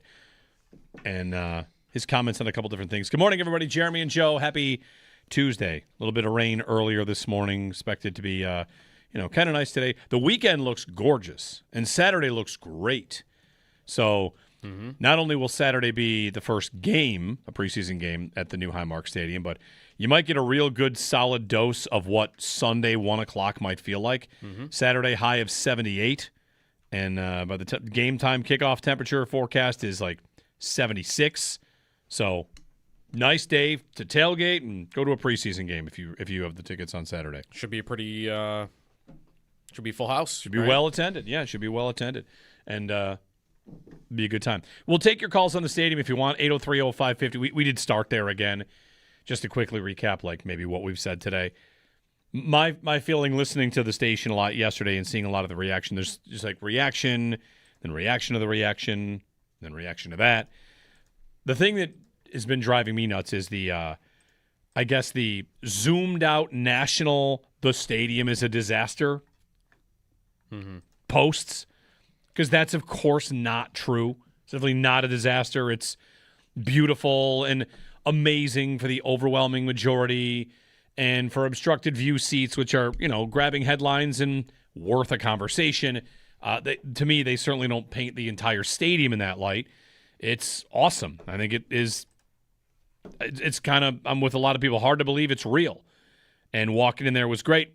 And, they're going to iron out their stuff. Joe Kelly's mentioned the Bills put out a statement like they're going to, case by case, deal with things that are to deal with, not necessarily specifically obstructed view, but everything that happened. Like, hey, it was the beta launch, if you want, right? Like, you put out software, you check out the bugs. Presumably. I'm not in software. But, hey, roll it out. It's a soft opening to the stadium. The grand opening, is the grand opening the opener Thursday night? Probably. Iron out a few more things. They have 6 more weeks to get ready for the opener, whether they're tweaking the audio or working on game presentation. We mentioned the legend of the game being down in that spot where the legend of the game is going to be. There are things that, they'll work on, and that's what they do. Yep. So, yeah, the national part of it, like when I just search Bills Stadium just to see like what comes up, and every single thing that comes up is about the obstructed views. And I don't feel like that should be the case. Like, I do think the story should have been more about how beautiful and incredible the stadium is and how much of an upgrade it really is from across the street. And the bugs that I think are fixable and were expected, like, some of the little food stuff, the lines, or like there was a, incorrect description of an item on a board. Even the scoreboard part of it, like how they'll utilize the space they have available to them on the screen. I think you could get more replay space. Like, we'll see how that goes. Like, they can adjust a lot of things like that. The only thing that would be frustrating to me if I were, someone that just experiences for the first time on Saturday, would be what is getting corrected if I am one of these people that was disappointed in my view, because that's not a bug that is getting fixed. Like that is no. You just kind of, I think, like they're going to take it on a case-by-case basis. I wonder what that will be. Is that offering them a way out? Because if I'm that fan, like, what's my decision now? I either eat this or I just don't have tickets. And that's the fan where I feel like that's not a bug to be worked out. You have to decide, I guess, whether you want to look through glass for the entire season or you don't want season tickets anymore. Yeah, I don't know. And that's even if they would offer you an out. I'm not sure if the team would do that for people. Maybe they would. I don't know. Great question. And what percent of those fans have reached out? Because I know we've seen the number, right? Like the Bills are saying less than 1% of PSL holders have reached out to the team about this. But that wouldn't be the number that I'm interested in. What percentage of the people that have something in their sightlines have reached out? Because obviously all of the thousands and thousands and thousands of people that are sitting in the middle of a row or in a different section, they're not going to reach out. They would have no reason to ever reach out. But what percentage of the people that are in aisle seats within the first 5, 6, 7 rows are reaching out? And what is being offered to those people would be the thing that I'd be curious about. Yeah, I mean, you have plenty of people that would say, I kind of knew it'd be a small obstruction and I'm just kind of dealing with it. Yep. Which is how I feel about my seats. I mentioned there's like a tiny little corner, like going to a hockey game where you can't see one tiny little piece, but you kind of can see it, and the Jumbotron is right there, and I don't think the Jumbotrons are small. And I do think, like, again, I shared my personal experience a little bit about this yesterday, that I kind of went through all of this months ago just because we got to tour the stadium, that I went through my ticket process. I feel like it was undersold a lot what my obstruction was going to be. I got to see that 8 months ago, and in the moment, did not feel great at all. Months later, I'm cool with it. Yeah. And maybe that will be a lot of people also that, hey, on Saturday, you felt, what the hell? This is not what this was supposed to be. And in a month, maybe you're going to be like, okay, fine, it's not that bad. Because that's kind of how my experience has been. Like, that day, I was not happy. And now the stadium's about to start, and I'm like, it's really not that bad, and I'm kind of okay with it. Some of them are pretty bad. Yeah, no, right. I'm in row 5. I'm not in row 1 right. or some row of them, 2. Some of them are tough to take. But again, if you made that decision, maybe you made that decision anyway because you want to be there. You could also just walk down the stairs and stand, I guess. I don't know. 803-0550 if you want to chime in on any of that. You also had an anniversary. It's a Bills anniversary. 9 years ago today. 9 years ago today. So August 11th, 2017. Mm-hmm. August 11th, 2017. Maybe the birth of a meme even. I'm not sure. Is it Sean McDermott's first preseason game? No, it's not that. Where I was going to say, if you're saying the birth of a meme, I was McDermott clapping. It's not that one. It's a good guess, right? It's a pretty good guess. He probably would have clapped. Yeah. August 11th, 2017. I'm doing the math there, right? Yep. So that's McDermott's first season. Is it too late in the year? The Bills signed Anquan Bolden for like a day. Ooh, he might have been around that time. Okay, that's a good guess. That is a very good guess. They trade Sammy Watkins. Bang. They trade Sammy Watkins. So multiple things in the day. By the way, Bolden signed on August 7th, so I guess he would have been on the roster. 4 days. There's a picture of those two together. Yeah, the Bills 9 years ago today. Maybe that was the birth of the bean sunglasses meme.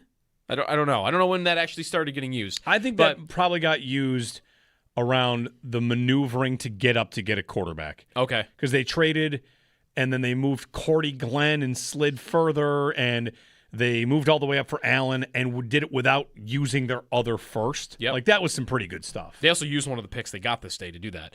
But they made 2 trades. They first traded Watkins to the Rams for a second-round pick. And E.J. Gaines. Okay. Who played a role and was pretty good. Yep.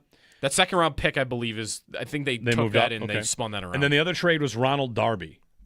Correct. To Philadelphia. Correct. For a third. And? A third and Jordan Matthews.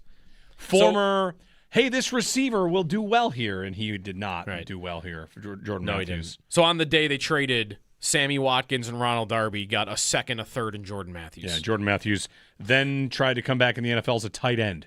Yeah, he did.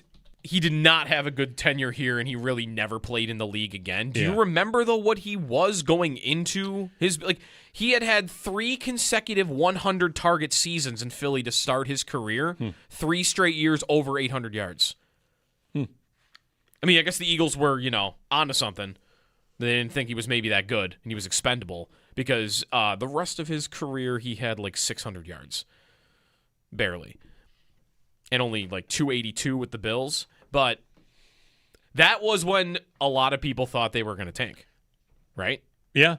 We're trading away our best corner and our best wide receiver. Okay, we are going to be bad, and we're going to the bottom. And they might have thought they were going to do that too when they won some games and Tyrod was good taking care of the football and McDermott put together a pretty good defense right away. Yeah. They broke the drought. Good. What a good surprise that was. Right. Because then again, on that day, I probably thought they were going to win 4 games. Yeah. And I wonder if they thought that too. They won 3 of their first 4. Peter in the car. Peter, good morning. Oh, Jeremy, I was just trying to take a sip of coffee. Hey, good morning. Sorry. No, it's all right. We're first world problems. First thing I want to address, I was there on Saturday along with everybody else or whoever was able to get in there.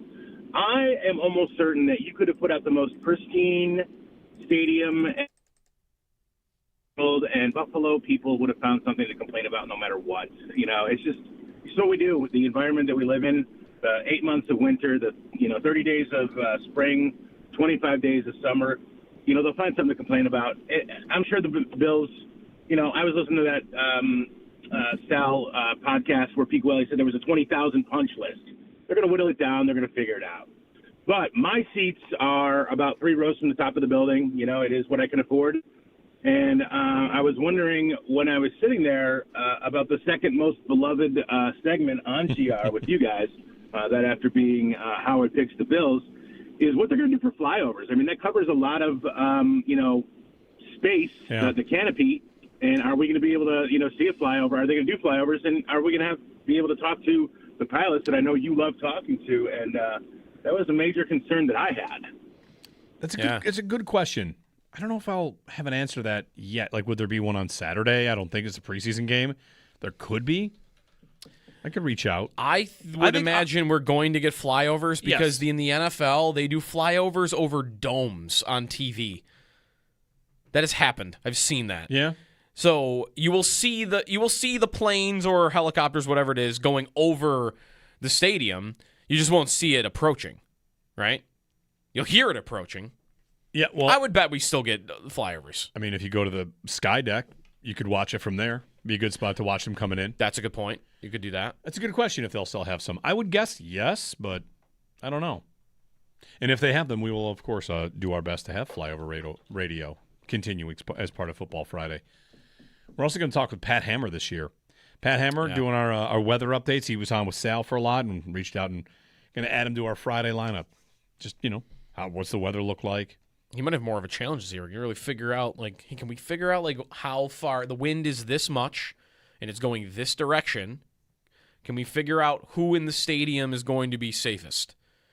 Is it too much wind to push up to the 400 level? Yeah. For instance. Thanks for the phone call. If you want to jump on the stadium and give us a call, go for it. I to the caller's point, I do not think that if it was a perfectly pristine stadium, people would find something to complain about. I agree with that. I think if they had built SoFi 2.0, no one would complain. Maybe. There are probably complaints about SoFi. They have a couple of obstructed seats way up top, or the bathroom lines were long. This general conversation gets to me maybe we feel this way because we feel really lucky to have an NFL team in a market of this size. So you're not allowed to say anything. This is similar to the Bills if they beat the Texans on opening day and they win 10-9, and a call's well, I really didn't like the way that they ran the ball, and someone will say oh, you got to be happy, There's this constant there's a constant feeling of just be happy for what you have, right? Allen has a bad game, and it's oh, I bet you liked it when we had Tyrod. I'm just come on, life is good. life is good, everybody's happy, but I just still want to be able to be a fan that is allowed to get mad at a certain thing, right? In big NFL markets, maybe they go a little too far in places like Philadelphia. But, having an issue with something doesn't mean that you're just some negative person that lives where it's cold and snowy and gray all the time. I think you just be someone evaluating, especially now. Like, let's also make a point here. Complaining about something at the stadium, is that loosely related to a player comes in and is pretty good as a rookie. Then you pay that player $27 million a year. And now the standard for that player changes. The old stadium, I had a ticket in the 100 level midfield, 12 rows up. I could complain about the cup holder, but it's not that expensive. Now, I paid $30,000 for a PSL, and I got my... maybe I want to say, like, I joined a country club to be in this stadium. And it doesn't make me a negative person, but maybe I want to express a concern in a way that I would never have complained about the old stadium because we all kind of knew the old stadium what it was. Now, I'm paying for a premium experience, right? Isn't that a big part of this? Like, I feel like the Bills would know that there will be more complaints in the newer place because how much money are they bringing in for every game? A lot more than they used to. So, you could say that's Buffalonian. You could say it's human nature. You could say that's really the nature of sports. I think that is right. That is your bar being raised. That is you now have a standard. Like, you have a legitimate standard that if you relate that to the football team, like, that's why when their offense is 9th in the NFL, to me, I want to be like, no, not good enough. Right. Oh, well, 10 years ago you would have taken that. Yeah, my standard was the floor 10 years ago, right? Yep. Like, I have a standard now. I didn't used to have one. And I would say that relates to the stadium, too. That I had a stadium built in 1972. What was I expecting? Versus now I have a brand new stadium that costs $2 billion. What am I expecting? It's different. And this is also kind of tied into the are we spoiled conversation. Like, Bills fans are so spoiled. Like, on some level, you could say, yeah, you've got a team with an incredible quarterback and a great fan base, and your games are amazing, and everything's wonderful. At the same time, you've never won the Super Bowl. How could you possibly be spoiled? Right? You win 5 divisions in a row. You go to a wild card. I mean, to me, that is not that different. If they were to get the wild card this year or the division, it would still be about, like, all right, well, what do they do in the playoffs? And if you are someone that thinks the wild card's not good enough, are you spoiled, or are you just saying, I want my team to win the division?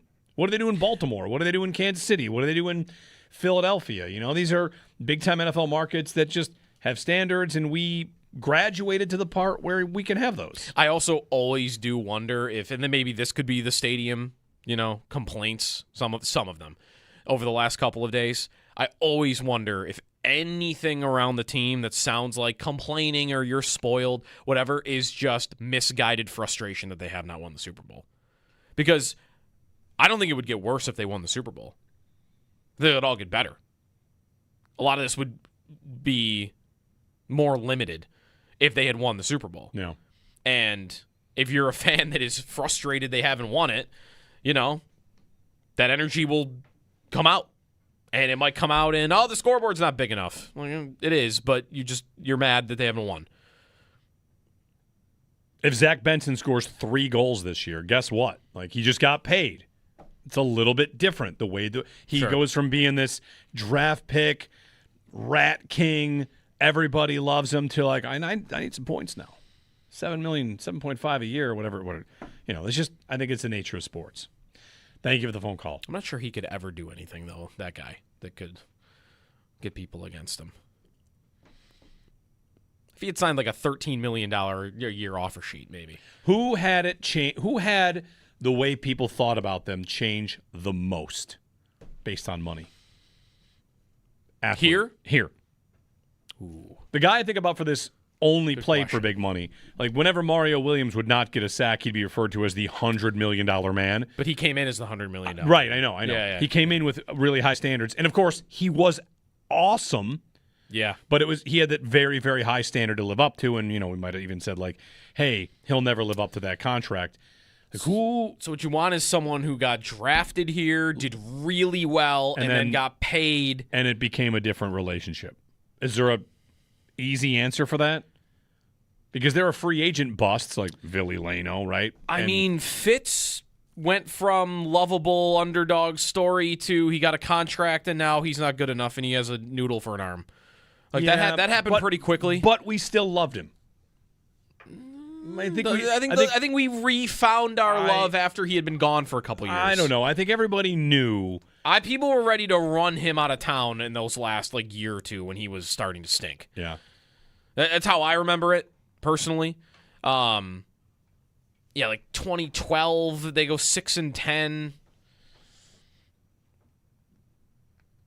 There's got to be a better one though than that. Mike's next up. How about Drew Stafford? That's not a bad one. Mike, good morning. Vanek, hey, good morning. How you guys doing? Sorry, Mike. Vanek is probably sorry, Mike, real quick, because Vanek was a top 5 overall pick. He was very, very good, and then he got paid fast on an offer sheet deal that made him a $7 million player, and he was immediately thrust into, you better do it, because you're paid like that, and we could have had 4 first-round picks. He might be the answer. And Breer and Drury are gone, so you better be our best player. All of a sudden, it was like, what happened to you? That's pretty good. We're counting on you. Yeah. Go ahead, Mike. Sorry. Hey, not a problem. Well, thanks for having me on, guys. Listen, being from the Windsor area over the past 20, 25 years, I've watched the Tiger Stadium, which was a hole, be closed down, and people complain about Comerica Park. Oh, the left porch is too short. I've watched them complain. The Silverdome was absolutely terrible. And when they moved into Ford Field, well, there's not enough parking, there's not enough tailgating, and now they're complaining about Little Caesars, which is phenomenal. And it's not Joe Louis, and it's like these people complained. You leave your wife for your hot new girlfriend, but now you're poking holes in your girlfriend. It's like, no, your new girlfriend is hot. Like you get used to your wife, and it's a bad analogy, but it's like, having grown up and seen it, these people don't realize that these new stadiums, these new arenas, they're phenomenal. And I've seen it for the past 25 years in the Detroit area. All we do is complain about the new facilities. Is it more expensive? You know what? That is part of it. But if you want to play, you got to pay. And so Comerica Park is hands down 10 times better than Detroit. But it doesn't have the nostalgia. And I remember when they opened it in the early 2000s, people were whining, and I'm like, are you kidding me? I mean, do you remember? Thanks, Mike. There is a level of, though, we're sitting here trying to, argue with each other whether we're allowed to complain about the billionaire's stadium. I don't know. Mm-hmm. A lot of public money was given. A lot of people paid PSLs. Are you not allowed to have an issue at all? I just don't think people are just naturally complainers all the time just for the sake of complaining. I think that sports is expensive, the Sunday ticket. The Sunday ticket is expensive, and it has fewer games than ever before because the games keep moving to all these different streaming platforms. Do people complain about the NFL being diversified on all these streams just to complain, or is it because it's more expensive and it's more difficult to find it all? So, anyway. Marcel Darius. Is that a good one for the contract thing? Yeah, he got suspended. He got paid $100 million. Yeah. He was good. And then didn't he kind of... It went tough. Didn't he kind of stop trying after that? After he was a first-team All-Pro. There are not many first-team All-Pros for the Bills going back. He was a first-team All-Pro. It's a pretty good one. But the only thing there, I wouldn't say he was ever, was he ever, beloved? Wasn't it more, okay, he went 3rd overall and A.J. Green went 5th? Fourth. And Patrick Peterson and Julio Jones? And Von Miller went 2. Right. Even when he was good, it was, you're not as good as all the guys that went around you. So maybe that one started before the contract, actually. Thanks for the calls. 803-0550 is the number. Was it yesterday I asked you about, Hellebuck, and then somebody found that there was a take about Hellebuck? You did, yep. Elliot Friedman, did he do it from the cottage? It's cottage season. All the hockey people are at the and lake. yet we got a Friedman update on Hellebuck. We did. Maybe we'll get to that next. 803-0550. What does Connor Hellebuck think of the new stadium? It's probably better than Winnipeg's football stadium. The Winnipeg Blue Bombers? I would imagine. Actually, I would guess. I want to say when we were researching all that stuff about wind confusion, I watched a special about how Winnipeg's football stadium battles the wind. Really? Yeah. Like a little 10-minute YouTube. You know how it works. Princess Auto Stadium. I'll take your word for it. That's the name of it. It kind of looks like the Seahawks Stadium. Yeah. Look up a picture of Winnipeg's football stadium and tell me it's not the Seahawks Stadium. Although it only holds 32,000 people. Winnipeg Stadium. Yeah, it does. Side by side. Maybe they positioned it in such a way and they made the top of it in such a way so wind would be lessened. Anyway. Wind confusion. I don't think I felt wind a lot when I was in my seats. It's probably, Concourses got a little windy, but not in my seats. Over years, I guess we'll have to figure out based on different weather patterns. Yeah. Saturday, 1 o'clock. Bills and Panthers. The preseason begins. Jeremy and Joe on WGR.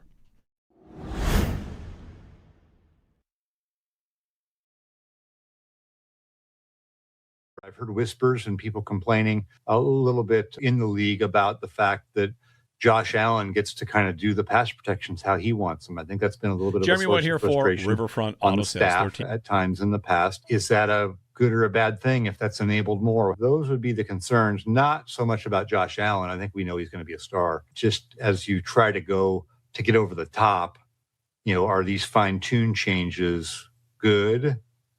Maybe not quite as good. Frustration that Allen has the checks on pass protection. That's Mike Sando of The Athletic, who reported yesterday some frustrations. I don't know. Nick Sabato of the Niagara Gazette and Lockport Union Sun and Journal, he pointed out yesterday, he wrote, I can confirm Josh had the final SAM protections last year. Multiple players told him that last year. He found a quote from the Texans loss. Bills left guard David Edwards. The beauty of having Josh is he kind of has that final swipe of the pen to be able to put us in the right protection, the right slide. Anytime you have more time to communicate, to talk through, to see the picture, the better off you'll be.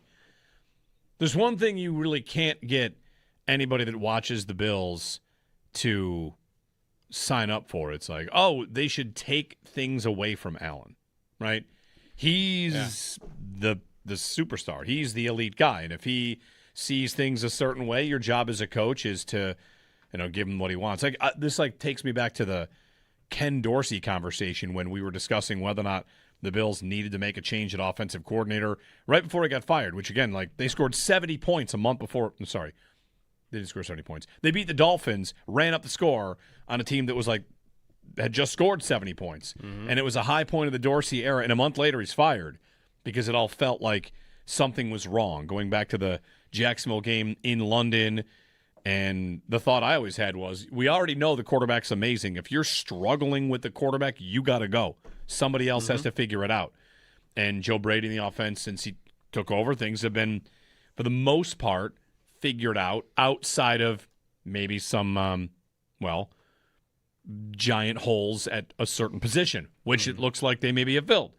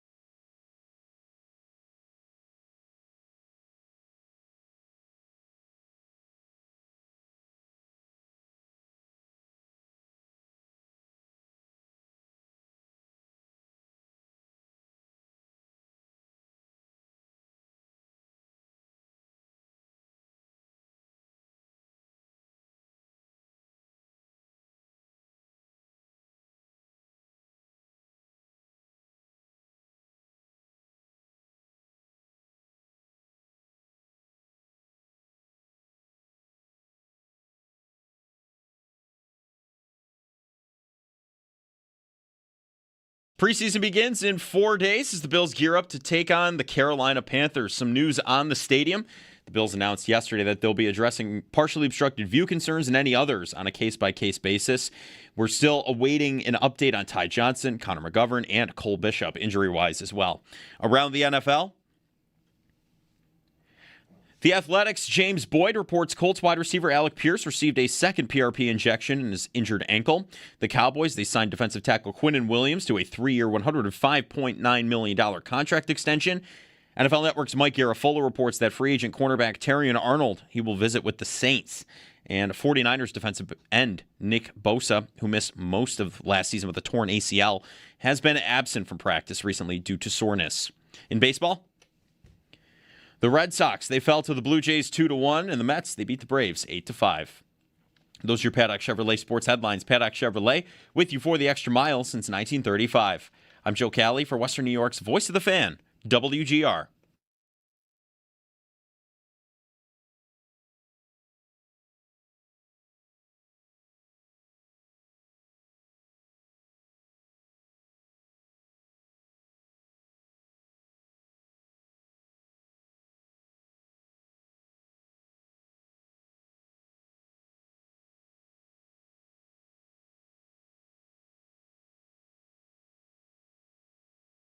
Be wearing those Nickel City joints? What's the? I hope not. Whoa! Whoa! Yikes! I don't think we are, but are you guys the Buffalo Bills or the Calgary Stampeders? Stampeders jerseys are way better than those. Josh on the McAfee Show. Good Morning Football's here today. McAfee Show says they're coming for the opener, maybe. Uh-huh. That Nickel City helmet, the helmet was on one of those like things you put the helmet on inside the stadium, and it looked like it belonged because it looks like it's part of the logo. So yeah, I'll continue to say I kind of like the helmet. Anyway, who cares? Jeremy and Joe, good morning, everybody. You can give us a ring if you want. It is August 11th. It's the anniversary of the Sammy Watkins trade. And the Ronald Darby trade, yeah. But Watkins. Same day. Didn't he have Watkins had a big preseason game right before that, I think. They were showcasing him, maybe? I think so. That was the story. Then he went to the Rams, and, I can't remember a single thing he did with the Rams. No. He went Rams. Man, I remember him. Ravens, Chiefs. Where else did he go? He was in Green Bay for a minute. All right. Because, remember, he played with, like, all the other top quarterbacks in the league. He did, like, the MVS tour, playing with all the MVPs. Rams, Chiefs, Baltimore, Green Bay, and back to Baltimore. He never topped 700 yards in his career after he left the Bills. Yeah, had a 1,000-yard season in 2015. 1,000 yards, 9 touchdowns, and never touched either of those numbers again. He was great. He did that in 13 games, too. Yeah. How did that receiver class end up being? Was it historically great? It's Evans. It's Evans. It's Beckham. Past those three. But even Beckham didn't really get to his 30s. Right? Although he is getting first-team reps with the Giants, I saw this week. Beckham got hurt. Beckham was on... But so did Watkins. But Beckham's start to his career was all-time great pace. Right. And then he got traded to Cleveland by Dave Gettleman, who then drafted a running back second. But all I'm saying is they all looked amazing right away. And, Watkins didn't last. Beckham was on a meteoric rise, but Beckham didn't get to his 30s. Kelvin Benjamin started great. He didn't make it to, 27 maybe even. He only played a couple of years. Who else is in that? Brandon Cooks. Okay. He had a good career. He might be on the Bills still this year. Right. And Evans has been obviously fantastic. So... I'm not saying it was bad class. I'm just that was supposed to be and has been talked about historically as an all-time receiver class. And I don't know, it's good. Is it the best one ever? Probably not. Now that you look back at it, once their careers are mostly over. Except for Evans is really the only one that's still going. That's like a starter. Is Skylar Bell speaking of receivers, is Skylar Bell having a quiet kind of camp? I would say that's probably right.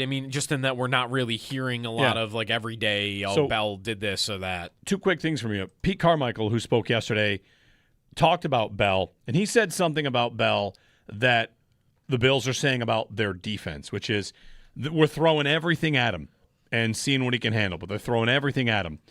And when Carmichael said that, I thought, like, it's an interesting way to put that. Like, they're not going to rush him along, and Coleman just being serviceable means they don't have to. Palmer seems like he's doing well now that he's healthy. Yeah.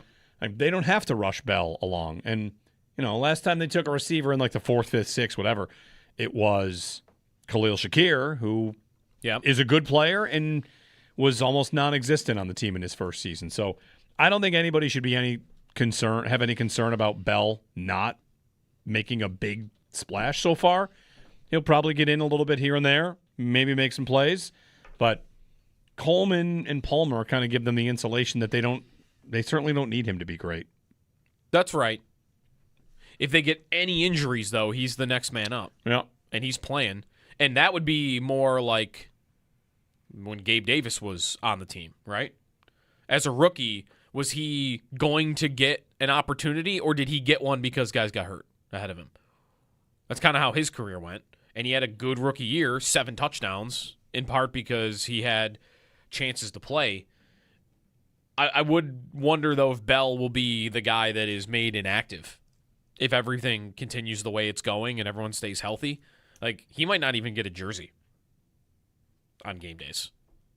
You'll make 5 receivers active. If Sherfield is one of them for special teams, then those are your 5. And Bell's probably on the field in street clothes, or on the sidelines in street clothes, would be my guess. Which is fine. Like, he can't. We don't think he can wrestle it away from Coleman, the 4th spot. Not yet. Like, it's not like Coleman is having a fantastic camp either. Like, there have been kind of up and down reports about him and what he's looked like at practice. So, I mean, maybe it would take a big preseason from Bell. That would be more my question. Like, if Bell starts popping in the preseason, like, Palmer's looked good by most accounts. Who's the guy that's dropped a couple of passes? Like, Coleman would be the one that I would still be looking at. Like, that's the guy you would have to take it from, not Palmer. I feel like Coleman is, an asset might be saying a lot, but I think he's whatever. It's why they didn't trade him. It's why, he's sunk cost, whatever. He's just on the team. Quieter camp for him. No one's getting too over the moon about anything he's doing. He's just on the team. Hold off Skylar Bell. And that's what I mean. Yeah, it's fine. It's probably fine. If Bell starts looking great, is there even an opportunity to be carved out for him? He could look great all he wants, and is he still just going to be inactive? Like, maybe that's how it plays out. Because maybe it's matchup because based. of sunk cost, because we paid Palmer and we drafted Coleman. And those two are going to get opportunities first because we've put more into them than we put into And by next year, really, Bell's timeline might just be when we move on from Palmer to save a bunch of money, you can step in as a guy, as a role player. Maybe not fully into that exact job, but next year Palmer's probably gone, unless it goes really well and they want to keep things going. Yep. But they can save a lot of money on him. 803-0550 is the phone number. We are less than 30 days from the start of the NFL season, because it starts on a Wednesday this year, remember? It starts on a Wednesday. And then we'll have a Thursday game. 4 weeks from tomorrow. Yeah, Paul's draft has been moved, I think, because typically it was done, I think, the Wednesday before the first game, and you can't do that now. I guess you could. You just wouldn't be able to use... Yes, you can. Every single year, I have a league that drafts during the opening night game. Every year. And how do you do it? Do you draft... You just don't worry about it. You just don't need to worry about it. You just draft whoever you want. By the time... But does the guy's points count if you draft? Okay. Yep. If it's a starter in your lineup, yes. Yeah. If you draft... This year, it's the Patriots and... Seahawks. The way that we've done it in the past is by... It's an auction draft, and it just kind of self-polices itself.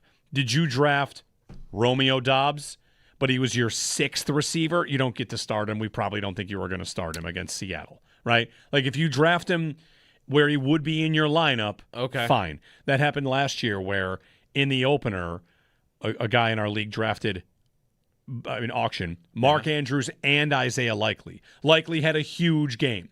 Right. But Likely was like the last $1, like you were not going to start Isaiah Likely. He wasn't allowed to put him in the lineup. You were not allowed to go back in and put him in for 25 points. No, we don't think you would have started Isaiah Likely in that game.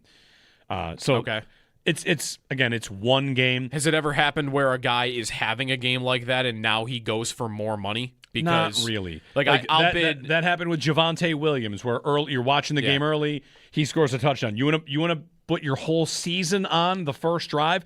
Go for it. It's an auction. It's not a snake. So at any point, anybody can. Right. And the reason we do it on opening night of the NFL season is because everybody knows the night that is, and it's kind of easy to 3 months in advance for 12 adults to say, let's all get together for the draft. Yeah. So we've done it for 15 years. It's never a problem. You can totally draft on opening night. And, in an auction league, when you spend your money, you can get bored. You just watch the game. Yeah. So it's never been a problem. I'm trying to think if an auction would be any different than a snake draft. And I can't think of anything that would make it. The difference is... The only difference would be, I guess, if this did not happen on a Thursday night game, but remember when Aaron Rodgers got hurt on the first drive of the game? No, you won't. You could have an impact on the draft, I guess, where, hey, somebody out for the year and now he won't get drafted. But I guess, that wouldn't be a problem. Right. That's actually a good thing. That's a good thing. And or the other way around, if someone drafted him and then 3 minutes later he got hurt, that's really no different than if you drafted him a week ago. Exactly. It's just bad luck. Yeah, that's true. So the backup could get drafted higher, but Yep. But again, since it's auction, everyone has that opportunity to react in real time. Yep. And it's never been a problem. But we're drafting on Wednesday this year because of a Wednesday start. Yeah. And then when do you start that draft? Right at kickoff? No, it's we usually start 8 p.m., 7 or 8 p.m. That's the other thing. Your draft's probably done by the halftime. Yeah, okay. Yeah. It goes pretty quick. And all right. There's 2 teams playing. So that's really only Seattle and New England. How many players are relevant for that? 7? Right? Maybe not even. Seattle, Brown, Dobbs. If you honestly, it's kind of incredible. The defending Super Bowl champions. How many guys would be started in fantasy confident league week 1? Is it one guy? Is it just JSN? It might be Jadarian Price. You starting him in week 1? It wouldn't be an automatic. Yeah. AJ Barner, starting him. No, it's not an automatic either. Yeah. I'm not starting Cooper Kupp or Shaheed automatically. Even New England would have a couple. Yeah. I think you start Dobbs. I think you start Brown. I think you start Ramondre Stevenson and Drake May. You honestly could start both New England running backs. Yeah, probably. Fantasy season closing in. I need some drafts. When is your first one?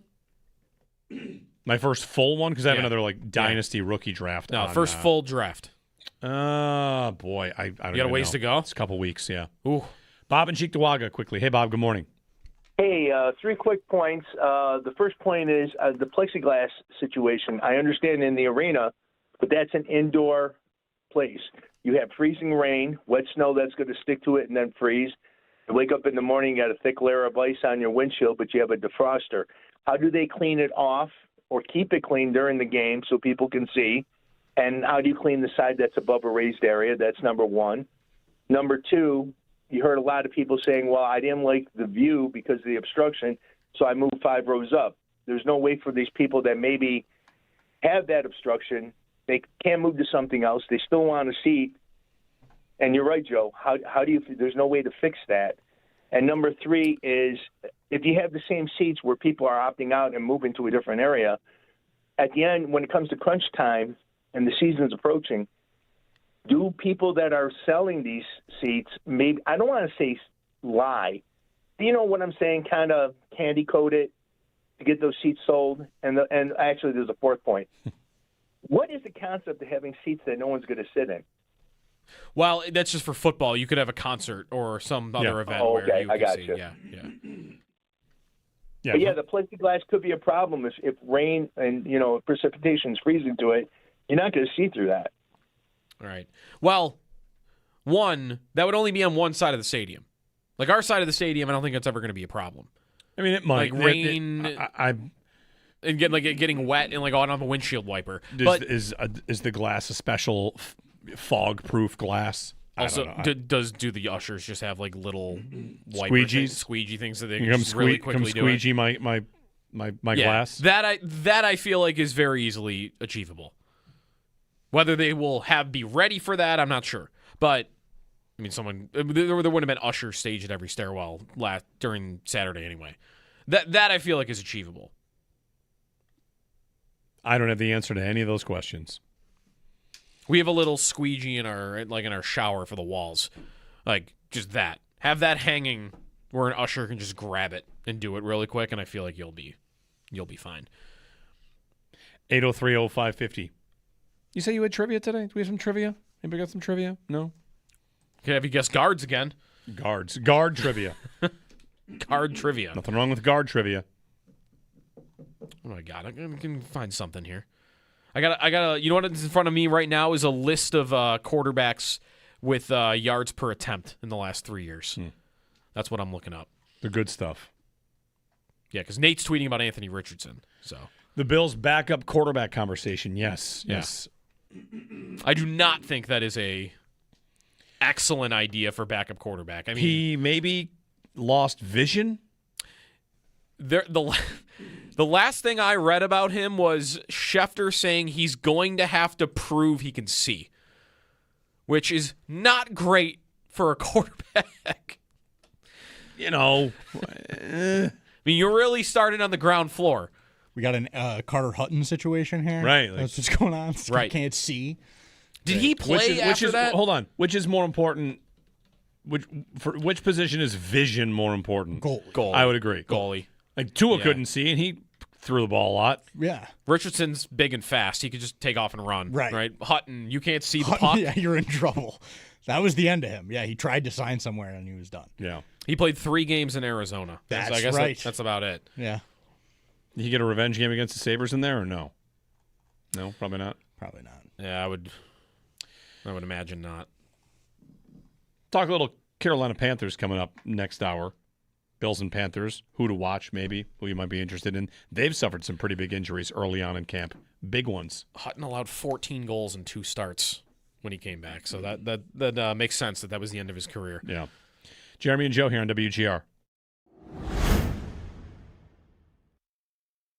Mm-hmm. Like the Bills might have resented Alec Anderson saying that Joe Brady's like the fun uncle, but there were plenty of people that thought, good, he lets them be themselves more because McDermott was too uptight or whatever. Now, if we get 10 games in and they take way more penalties, we're going to sit here and say, how come Joe Brady doesn't take it more seriously? Like, right, it's going to shape it however you want. It's all to be determined. That is one, that's another one I've heard a little bit of, and that I think might be, is that more, it's not as intense, people aren't as on edge around here versus, well, I'm able to be myself more, because Sal used to say this all the time when McDermott was the coach. There's the number one thing they said about the team. The players said it all the time. You can be yourself here. All the time. When McDermott was the coach, you could be yourself. Yeah, and so like that to me might be different than everyone's on edge all the time because of the team and the expectations, though, right?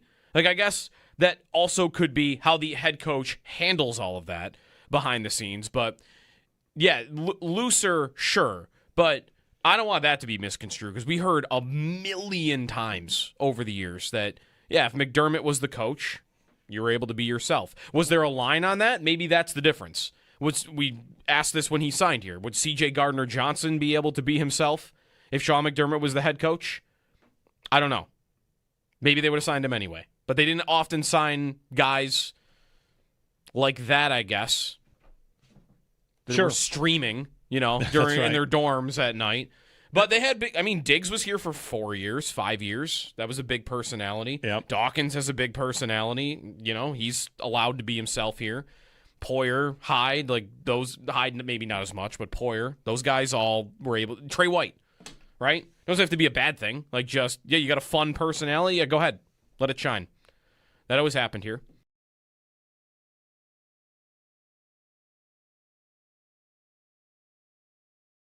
I've heard whispers and people complaining a little bit in the league about the fact that Josh Allen gets to kind of do the pass protections how he wants them. I think that's been a little bit of a source of frustration on the staff at times in the past. Is that a good or a bad thing if that's enabled more? Those would be the concerns, not so much about Josh Allen. I think we know he's going to be a star. Just as you try to go to get over the top, are these fine-tune changes good?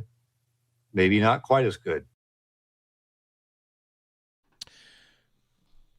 Frustration that Allen has the checks on pass protection. That's Mike Sando of The Athletic, who reported yesterday some frustrations. I don't know. Nick Sabato of the Niagara Gazette and Lockport Union Sun and Journal, he pointed out yesterday, he wrote, I can confirm Josh had the final SAM protections last year. Multiple players told him that last year. He found a quote from the Texans loss. Bills left guard David Edwards. The beauty of having Josh is he kind of has that final swipe of the pen to be able to put us in the right protection, the right slide. Anytime you have more time to communicate, to talk through, to see the picture, the better off you'll be. There's one thing you really can't get anybody that watches the Bills to sign up for. It's like, oh, they should take things away from Allen, right? He's the superstar. He's the elite guy. And if he sees things a certain way, your job as a coach is to, give him what he wants. This takes me back to the Ken Dorsey conversation when we were discussing whether or not the Bills needed to make a change at offensive coordinator right before he got fired, which, again, they scored 70 points a month before. I'm sorry. They didn't score 70 points. They beat the Dolphins, ran up the score on a team that was had just scored 70 points. Mm-hmm. And it was a high point of the Dorsey era. And a month later, he's fired because it all felt like something was wrong. Going back to the Jacksonville game in London, and the thought I always had was, we already know the quarterback's amazing. If you're struggling with the quarterback, you got to go. Somebody else has to figure it out. And Joe Brady in the offense, since he took over, things have been, for the most part, figured out outside of maybe some, giant holes at a certain position, which it looks like they maybe have filled.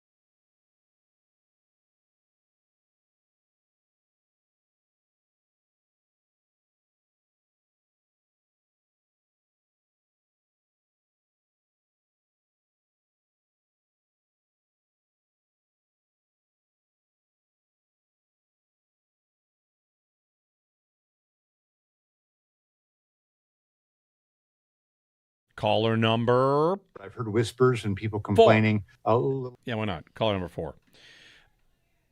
You can win. I'll turn my computer off, my audio off, sorry.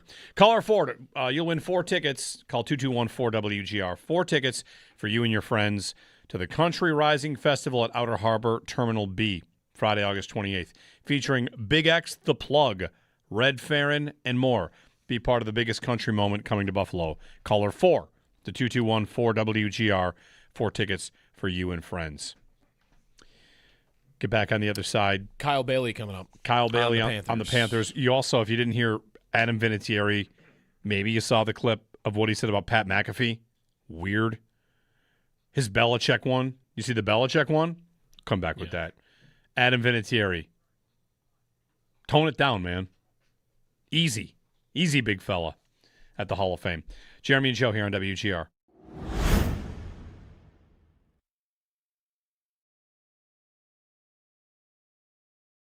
For more comfort. Now's the perfect time to make yourself comfortable with a new electric heating and cooling system from Belknap. In Western New York, summer and winter bring extreme temperature conditions. Make yourself comfortable with Mitsubishi electric heat pumps, designed to keep your home cool in the summer and warm in the winter, no matter how hot or cold it gets outside. Call Belknap today to learn more. I'm Gary Garfel, president of Belknap. We work on your schedule. We don't charge more for weekends and evenings. That's why we say, give Belknap a ring.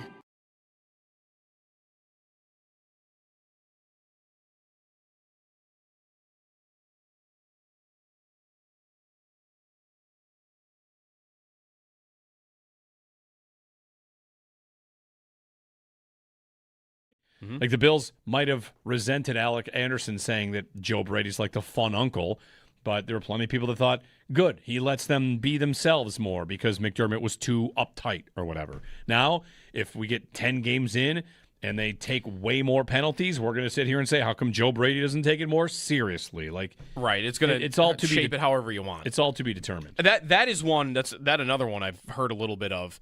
And that I think might be, is that more, it's not as intense, people aren't as on edge around here versus, well, I'm able to be myself more, because Sal used to say this all the time when McDermott was the coach. There's the number one thing they said about the team. The players said it all the time. You can be yourself here. All the time. When McDermott was the coach, you could be yourself. Yeah, and so like that to me might be different than everyone's on edge all the time because of the team and the expectations, though, right? Like, I guess that also could be how the head coach handles all of that behind the scenes. But yeah, looser, sure, but I don't want that to be misconstrued, because we heard a million times over the years that, yeah, if McDermott was the coach, you were able to be yourself. Was there a line on that? Maybe that's the difference. We asked this when he signed here. Would C.J. Gardner-Johnson be able to be himself if Sean McDermott was the head coach? I don't know. Maybe they would have signed him anyway. But they didn't often sign guys like that, I guess. That were streaming, during in their dorms at night. But they had big, Diggs was here for 4 years, 5 years. That was a big personality. Yep. Dawkins has a big personality. He's allowed to be himself here. Poyer, Hyde, Hyde maybe not as much, but Poyer, those guys all were able. Trey White, right? Doesn't have to be a bad thing. You got a fun personality. Yeah, go ahead. Let it shine. That always happened here.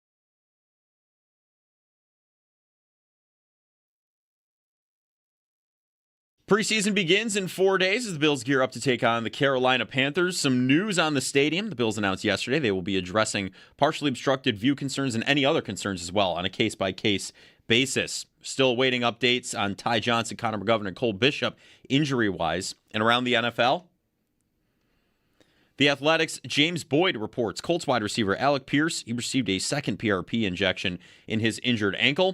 The Cowboys, they signed defensive tackle Quinnen Williams to a 3-year, $105.9 million extension. NFL Network's Mike Garafolo reports free agent cornerback Terrion Arnold will visit with the Saints now.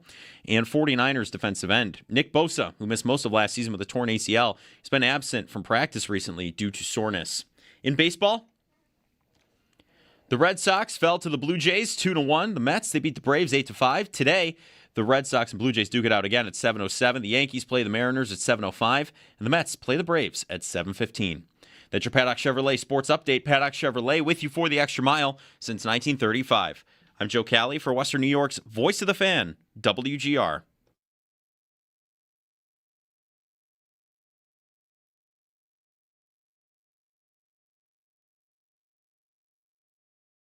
I would repeat those last few statements about Coach Bill Belichick as well. Thank you for demanding excellence every single day. Your preparation, discipline, and attention to detail shaped far more than my football career. Unfortunately, Bill couldn't make it here today. There's a lot going on at UNC right now. He may be on a recruiting trip right now looking for the next Lawrence Taylor. I thought it was because training camp had already started, but in truth, it's because he's judging his girlfriend's cheerleading competition.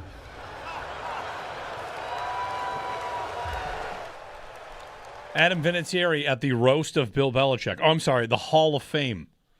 His acceptance speech. Yeah, Canton. Okay. He made some other jokes too. He thought he was at the Brady roast. He thought it was he treated it like a roast. Yeah. Really strange energy.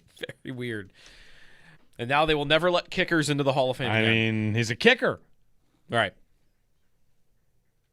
I mean, he deserved to be in, but yeah. I mean, listen, a wild speech of for all, sure. Of all the people, like a kicker. He played till he was 47. Great. He was a great kicker. The number one, you can't kick important kicks without being on a good team. Like, sure, yeah. Brady Belichick, Vinatieri is there. Like, yeah, I mean, yeah. Anyway, he made some big kicks. I mean, was he the best kicker, or was he just a kicker that played for a really long time on really good teams? Probably a combination of both. He's in the Hall of Fame. Can't take that away. 24 seasons. He was a first-team All-Pro. How many times? I don't know. 3. Is that good? Sure.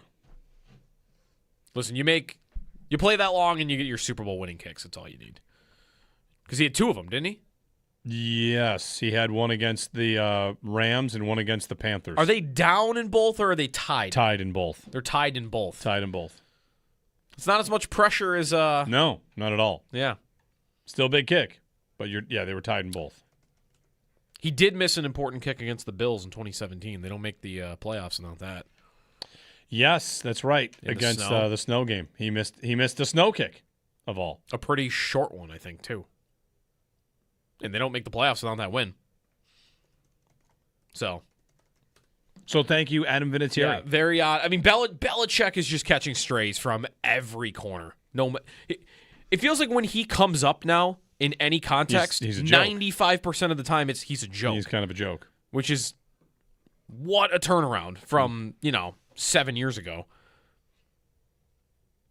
Next year he'll be at the Hall of Fame though? Right? I think so. He was supposed to get in and he got left out because of confusion, and he'll be in. Yeah. We thought it was a Bill Polian orchestrated thing first, right? But yeah, it seemed like it was more people thought he was going to get in, so they voted for other people. Jeremy and Joe here on WGR. Good morning. Bills and Panthers, Saturday, 1 o'clock. We're going to talk about the Panthers a bit here with Kyle Bailey of FNZ in Charlotte, 610 WFNZ. Kyle, good morning. It's Jeremy and Joe. Thanks for coming on. I appreciate you having me, boys. 92.7 these days, by the way. 92.7. Okay, 92.7 FM. Yeah, we've also made a switch to the FM side here, WGR. 92.7 FM in Charlotte. Kyle, the story of Panthers camp so far, pretty bad injuries, right? A couple of really rough ones to start. Yeah, a shocker, especially day one. Nick Scorton, their second-year edge rusher out of A&M, a guy they were really excited about this year. Great flashes, great leadership, great work ethic. Day one, not even in pads during the acclimation period, tears his ACL, non-contact. The league looked into it, found it was just an unfortunate situation, which is exactly what it was. They lost their rookie third-rounder, Chris Brazel, wide receiver, a guy who's 6'4", runs a 4.38 40, a guy they brought in specifically to address some of their vertical issues from last year. He's out for the year. Right tackle Taylor Moton dealing with blood clots, although he looks like he might be getting back to play sooner than we thought he would. So there was that initial wave early on of some injuries that, just kind of had everybody shocked at how things were starting. But so far, or since then, rather, things have been pretty smooth. So they're looking to keep everybody else healthy. Leggett injured also? No, not to the best of my knowledge. I mean, I think he was nicked up. He took a really ugly hit last week on a touchdown catch. Ended up hitting the back of his head on the turf, and we thought there might be a concussion there, but he was cleared. They called it a stinger, and he was back at practice on Sunday. Well, the disappointing thing, Kyle, I think, is we're having this preseason game on Saturday, Bills and Panthers. And if you watch the Hall of Fame game, Haynes King was a pretty big story, and I'm not sure, right? It sounds like he's not going to play? No, he's listed as week to week with a hamstring. Apparently that happened on the game-winning touchdown run because everybody was confused by that news over the weekend. So he's listed as week to week. They signed Kyle Trask off the street. He's got some history with Dave Canales in Tampa, so he was at practice yesterday. I would imagine King is probably back for the third preseason game, but we'll have to see. So Kyle Bailey with us on the Western Hotline. Where is everybody at with Bryce Young right now? He's going into the fourth year of his rookie deal, and they made the playoffs. So, I don't know, like how much better standing would you say he is with the team and fans and everybody for being their long-term answer at quarterback, maybe compared to where they would have been a year ago?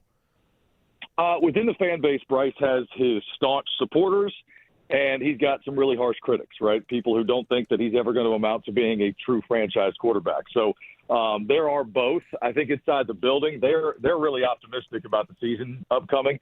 Bryce has looked great in training camp, but it is that. You guys talk about the same things we do. It's training camp. So, guys like Jalen Phillips, who they signed in free agency to come solve their edge rushing issues, he can't touch Bryce. So Bryce has thrown the ball extremely well. He's got command of the offense. Yesterday there was another camp fight, and Bryce was in the middle of it, jawing with the defense. So, they've been commending his leadership skills, his command of the offense. He's very, very tight with the coaching staff. Of course, they changed play callers this year, giving that to offensive coordinator Brad Idzik, who's been here the last couple of seasons. So all signs so far in camp point to Bryce Young, having a strong 2026, but we're going to have to wait and see until week one when they can actually touch him. And you would imagine they wouldn't be talking contract with him until probably after the season, or is that something that's on the radar now? Well, they've been having those discussions. I think, right now the Panthers need to see a little more before they're comfortable paying him north of $50 million a year. And I think his agents and Bryce are okay with him betting on himself this upcoming season. The Panthers also just have the luxury of time. He's going into year 4. You got the fifth-year option. I don't think it would get to a franchise tag, but, they've got some time here to let it play out. I think Bryce is comfortable, going out there to show and prove to them that he's worth the money. So there's not really any contention. I think you might see a deal get done midseason if Bryce gets off to a great start, is cooking by week 6. But if this doesn't happen until next offseason, I wouldn't be shocked by that. In your opinion, is he worth that contract right now, or is there a long way to go? Not right now, no. If you were going to pay him today, you'd want to pay him in that Baker Mayfield, Sam Darnold middle-class range of about $30-35 million a year. That said, he's going into year 4. His rookie season, I give him a mulligan for that one. They hired Frank Reich. It was the wrong fit. They fired Frank Reich 11 games in. It was just a circus. And then they bring in Dave Canales. And so he and Dave are going into their third season together. The roster is much better than it was 2 years ago. They've got better talent around him. They've got Jonathan Brooks coming back from injury, and they got some offensive line pieces that are nicked up, but they do have some depth. So all of this is setting up for him to go out there and prove what he's got in 2026. Roger Goodell was in town a couple of weeks ago for a fireside chat with Dave Tepper and the Panthers, and David Tepper that night let it be known that last year they were not a playoff team. They were a team that could make the playoffs. This year, quote unquote, we are a playoff team. So the expectation has been set, and if Bryce meets it, he's going to get paid. For the whole team, that's interesting to hear, because they wanted a division last year that was not one of the strongest divisions in the league. Maybe it actually was at the bottom for that. But then they look pretty competitive in a playoff game. So they add Phillips. You mentioned that Lloyd as well. Do you feel like the team overall is ready to take a step forward, which I'm not even sure what that would be, Kyle? I don't know if that has to mean winning a playoff game. Maybe it could just mean you make the playoffs again, but you just look better during the regular season. Is that possible? Agreed. No, I think that's right. I think the bar is set at making the playoffs. They need to get there, otherwise this season will turn out to be a failure, barring catastrophic injury. But no, I agree with you. Bryce played really well in the Rams game in the wild card round. Played well against the Rams twice last year. They beat him the first time. So, his playoff performance was really encouraging to a lot of people, even some of his doubters. So I think people are looking at this saying, all right, well, you get into the playoffs. It's hard to win playoff games. You never know what the circumstances may be. But you need to win the division, ideally with the winning record. I think the next step is, back-to-back playoff appearances, and winning a game would be nice. Steve Smith jumped on with me yesterday, and he thinks this team's off to a strong start. Liked what he saw on Thursday night, and he said he thinks if they all stay healthy together, it's a team that could make a run in the playoffs. What does the running back split look like right now? Because we've seen a lot of Jonathan Brooks hype, feels like, through the first couple weeks. Yeah, this is still Chuba's job right now, and it's in large part. It's also Chuba's locker room too. He's a great leader inside the building. Got a lot of respect from his teammates, and so last year he played through a grade 3 calf strain for a good portion of the early season. I think a lot of folks don't know that, and so he looked diminished to certain people last year. Rico Dowdle really shined for them. But Dowdle was a one-year rental, as we can all see, because they were reserving that place for Jonathan Brooks, who I think can take this offense to another level. The Chris Brazzell injury, third-round wide receiver, that was pretty upsetting to a lot of people. But Jonathan Brooks, I think, is the most important, quote-unquote, addition to this offense, because he didn't play at all last year. They wanted to give him a full year to get healthy, to rehab.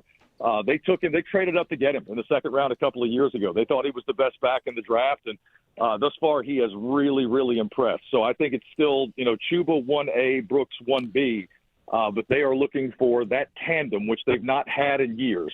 Like really, truly a tandem two-back system. They think that those guys can be really, really dangerous out of the backfield.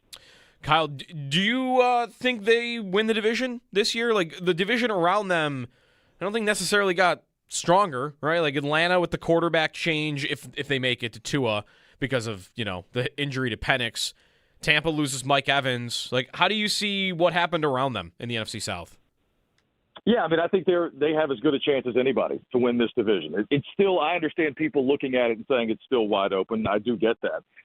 Carolina certainly feels like the roster got better from last year, so they're very confident, and they're really playing up still the underdog role. Hey, you're the defending champions, but, the betting favorites are the Saints. People don't believe that you can defend your own division crown. So there's a lot of motivation there. Again, the owner has laid out the expectation in public, but in New Orleans, they're really excited about Tyler Shuck. That offense played well down the stretch last year. They feel like they made some key additions, although they've had some really tough injuries as of late. Brian Bresee, they lost an offensive lineman over the weekend.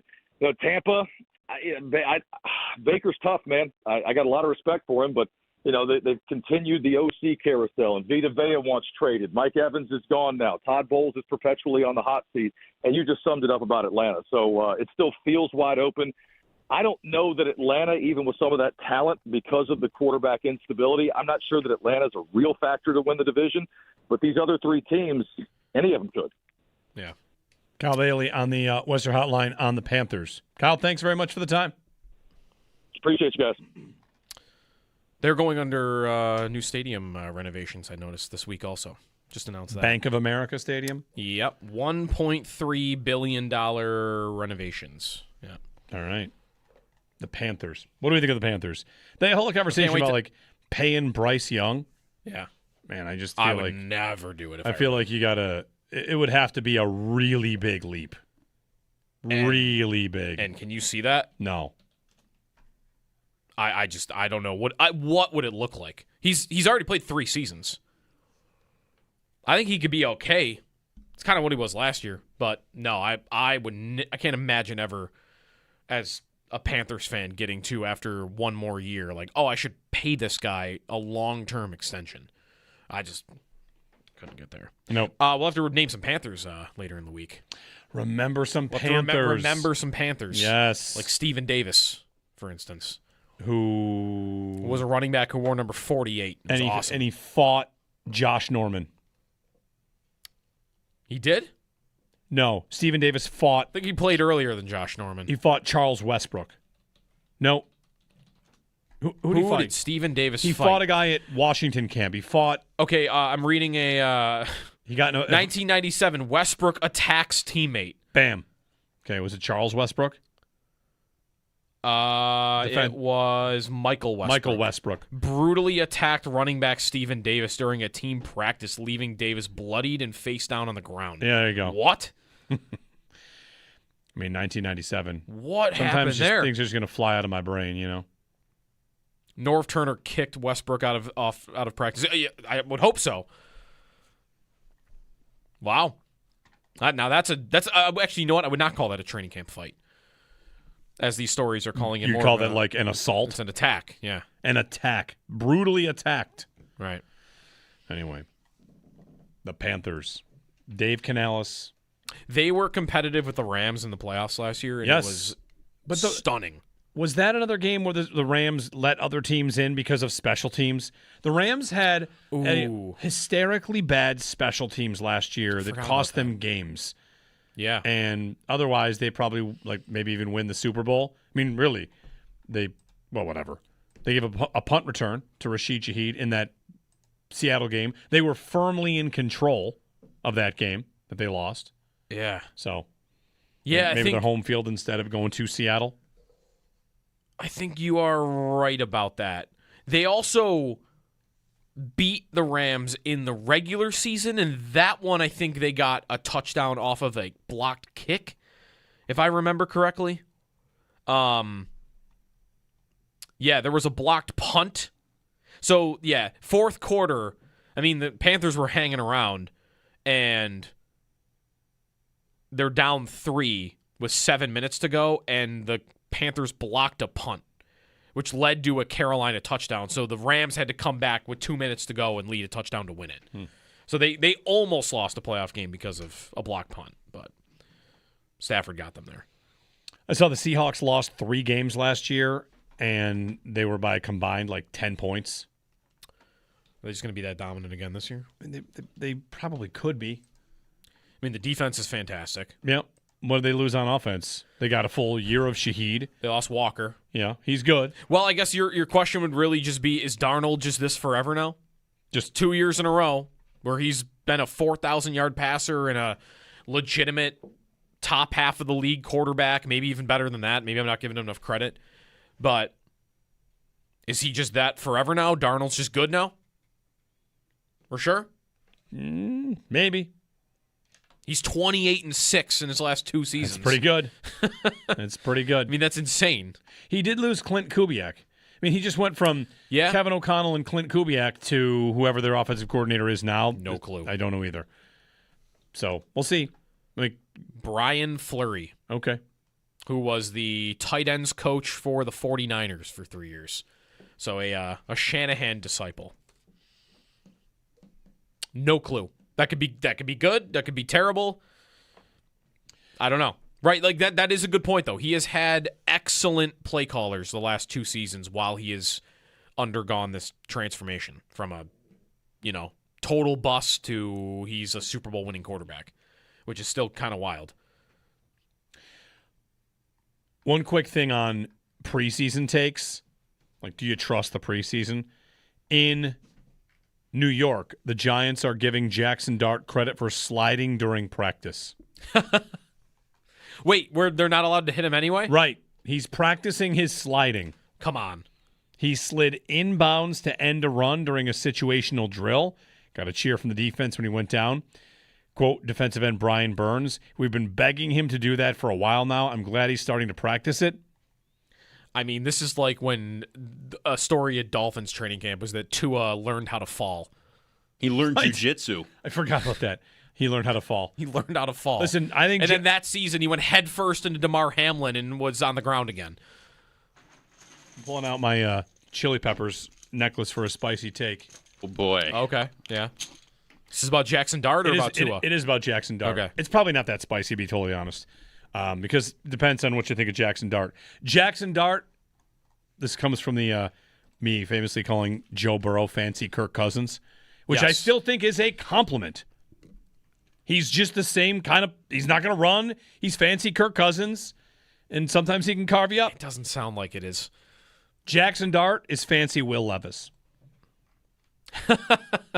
He's That's fancy Will Levis. Not a compliment. He's a little more exciting. He's crazy. He probably gives you a little bit more than Will Levis because Will Levis has been benched. And he's also crazy. And Will Levis turned into a meme. Jackson Dart is fancy Will Levis. There you go. I think that sounds like a hot take. All right, let's take it. Yeah. I mean, he's throwing to Malik Neighbors, who's one of the best receivers in football. That'll help. You also mean this as a compliment? No, I don't believe in Jackson. Wait. But you can't tell me, though, that the Burrow one gets to be a compliment and this one isn't a compliment. Well, Kirk Cousins was good. Will Levis isn't good. But isn't so you're a fancy version of a good quarterback is a compliment. Just means you're an upgraded. It's the meme when you push the upgrade button. Okay, so you are saying Dart's an upgraded over Will Levis. Yeah. But that's it. He's not Josh Allen light. Well, he's not. You know, there's a middle ground between Josh Allen light and fancy Will Levis. That's right. Right?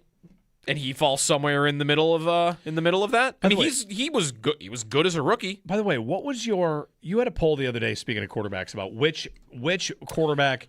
I put a poll up. What right now is the least crazy Allen versus blank quarterback debate? Okay.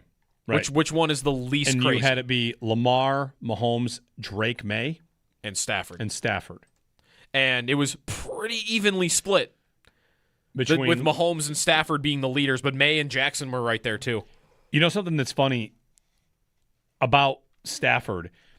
That tier 1, tier 2 executive list, whoever it was, pointed out that Stafford had been on tier 2 his entire career until like the last 2 years. Nobody'd put him tier 1. He'd never made tier 1. Right. And now the executives say he's tier 1. Anyway, in 1 year. Put the chain back on. Wait, get the music. I wasn't ready for this. In 1 year, the answer to that question will be Drake May. As he will be the least prediction. Crazy Allen versus quarterback debate. Depends how we're doing it. If we're doing it where we only count rings, then Mahomes people will just say Mahomes because that's what they do. If we're talking about the guy that looks like he might be the best in the league, I think Allen and May are going to be 1 and 2. Although Burrow's about to have a big year too. And so is Justin Herbert. I'm just afraid of everybody, Joe. I think there's going to be some dynamite offenses this year. I think that's possible. I think the Bengals are real. I think the Chargers are real, and no one has ever experienced pain predicting those two teams to be good. Yeah, I mean, but I think they're both going to be good. I think that is, of course, possible. The guy I would have said for that, and the guy that I think is the only one in the league that is capable of playing at Allen's level when Allen's at his best is Lamar. Oh, I think May is capable. I saw Warren, I saw Warren Sharp yesterday tweeting out that Jackson last year before his injury that he sustained and then played through was number 1 in the league in YPA, number 1 in touchdown percentage, number 3 in EPA per attempt. Like he was a top quarterback in everything. Sure. Then he got hurt. Now do that for May for the whole season. He pretty much did that. With who? With Slot Diggs, Kayshon Boutte, Pop Douglas, Hunter Henry. Mm-hmm. No offensive line. Like I guess what I don't think it's a hot take. I don't think the Bills are powerless to stop him, but I think he is legit. And a lot of people think he's legit. But going back to like when he was called Josh Allen light early, I told you I was a big believer in him. And I'm not one of these that watched the playoffs and thinks like, oh, the real Drake May was seen there. Like I don't think so. He played 3 incredible defenses. Is he on Allen's level? Not yet. But in a year, it wouldn't shock me at all if like that level could be achieved. That those two are thought of as the 2 best. Have another season like you just did, win the division, throw touchdowns to A.J. Brown and Romeo Doubs. Like, he has a very good receiving core after last year having Mac Hollins. Mm-hmm.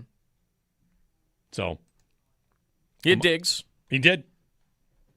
I like Diggs. Diggs is good. Diggs finished number 1 in the league in yards per or EPA per target. Yeah, it was his top 3 were Diggs, Hunter Henry, Mac Hollins last year. Those were his top 3 receivers. And now it's A.J. Brown, Romeo Doubs, and Hunter Henry, I guess. I'm a believer. Not that he's some impenetrable fortress of winning, but I'm not fading him based on the playoffs at all. Yeah. I would say he is the only one that I would... Like, to me, healthy Lamar and Allen that's a tier above everybody else right now. And I think May is got the ability to be on that. Like with those guys being at their best. Not like, Jackson gets hurt again and Allen is, throwing screen passes and May wins the MVP and is the best quarterback in the league because of that. Like I'm talking those two at their peaks who can perform on their level. Yeah. And you're probably right. I think May has that in him. With Lamar, you know what Lamar ultimately is? He's one of these guys that in my head, I'll speak for myself. In my head, he's missed 30 games in the last 4 years. Yeah. And the answer is he's missed like 7. Right. It's not as many as you think. He missed 4 last year. He missed 10 between 21 and 22. He's a modern-day Fred Taylor, where everyone's like, oh, he's just hurt all the time. Actually, he's not hurt all the time. He was at one point out of the lineup fairly consistently, but it has not been the case. And when he plays all their games, the last 2 seasons, they were combined 25-8. Now, you could say, though, and I guess you could also say this about Allen last year. Like, Jackson, sure, he played 13 games, but like those Warren Sharp stats about, what did he do before he got injured? When did he get injured? In the 4th game of the season. Like, it was almost a lost year for him because he came back and couldn't run. And how much of his ability is how mobile he is, a lot of it. And you could make that point about Allen, though. Like, you could say Allen's played through injury a lot, and you might even have enough evidence at this point to say Allen's better at playing through injury than Jackson is. Allen plays through injury. I mean, last year he played through a broken bone in his foot. What was the year he played through a UCL injury in his elbow and he had to throw the ball differently? Yeah. He missed time for that and then came back? No, he never missed a start, though. Oh, yeah, you're right. We thought you're right. I remember that morning. The Bills were playing the Vikings. I think that's right. They the played the Jets and he dropped it. Yeah, he hurt it against the Jets. Right. And then they played the Vikings, and that I think this gets forgotten about because that game was so nuts at the end, right? But that morning we thought Keenum was playing. I remember that. Like, we thought Keenum was playing, and an hour and a half before the game it's Josh is starting. And that was like, okay. He has an elbow injury. How is he going to throw the ball? The answer was he kind of changed his throwing motion to be able to play. And then didn't he just play fine the rest of the season? Yeah. Wasn't he Josh Allen? And I think that's a point you could make. Jackson tried to play through injury, and he wasn't the same quarterback. Allen tries to play through injury, and he often looks like the same quarterback. 803-0550. Good Morning Football has multiple people live at Highmark Stadium. Joe, they're asking, is it damage control for NFL Network to just be walking around the stadium? They're just walking around. It's fine. The stadium's wonderful. Looked like Kyle Brandt was about to try to do a pull-up on the broken table. Yeah. He did not. No, he didn't. Which is probably good. You don't want that thing coming down right now. Damage control. I don't know if they've gone over to the seats area yet. I'm guessing they'll highlight other areas. Yeah. It's fine. Well, I'm not even saying wonderful. like the blocked seats area. They would just go to the seating bowl at some point here. Vrabel just said Drake May will not play in the preseason. Preseason opener. Remember last year the Bengals were going to have a better season because Burrow was going to play in the preseason? Because they were such slow starters. Then he played in the preseason. Well, did they win week 1? They did by a point. There you go. They were very. It was a very game. Ugly week 1 win. They put their franchise quarterback out there to get hurt to try and start faster, and they scored 17, I think. They beat Cleveland 17-16. Cleveland and Burrow had 113 yards. Yep. Preseason, baby. Preseason. All right, we'll get a break in. They got away. Never mind. They got away with murder in that game. They should have lost that game, but whatever, doesn't matter. Good times. Season's approaching. Preseason game number 1 on Saturday. We'll all get there together. We'll get there. Jeremy and Joe on WGR.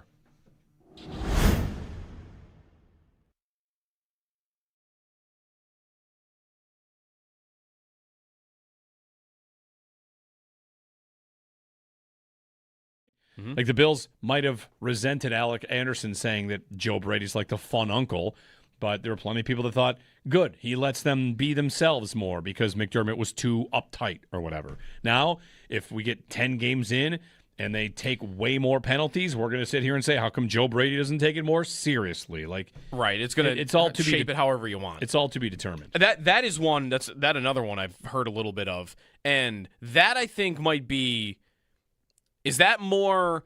It's not as intense. People aren't as on edge around here versus.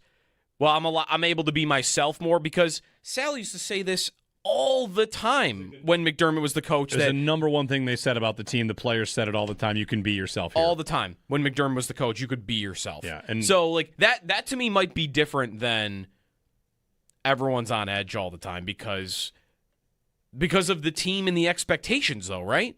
Like I guess that also could be how the head coach handles all of that behind the scenes. But yeah, looser, sure, but I don't want that to be misconstrued because we heard a million times over the years that, yeah, if McDermott was the coach, you were able to be yourself. Was there a line on that? Maybe that's the difference. We asked this when he signed here. Would C.J. Gardner-Johnson be able to be himself if Sean McDermott was the head coach? I don't know. Maybe they would have signed him anyway. But they didn't often sign guys like that, I guess. That were streaming. During in their dorms at night. But they had big. I mean, Diggs was here for 4 years, 5 years. That was a big personality. Yep. Dawkins has a big personality. He's allowed to be himself here. Poyer, Hyde, like those. Hyde maybe not as much, but Poyer, those guys all were able. Trey White, right? Doesn't have to be a bad thing. Like just you got a fun personality. Yeah, go ahead, let it shine. That always happened here.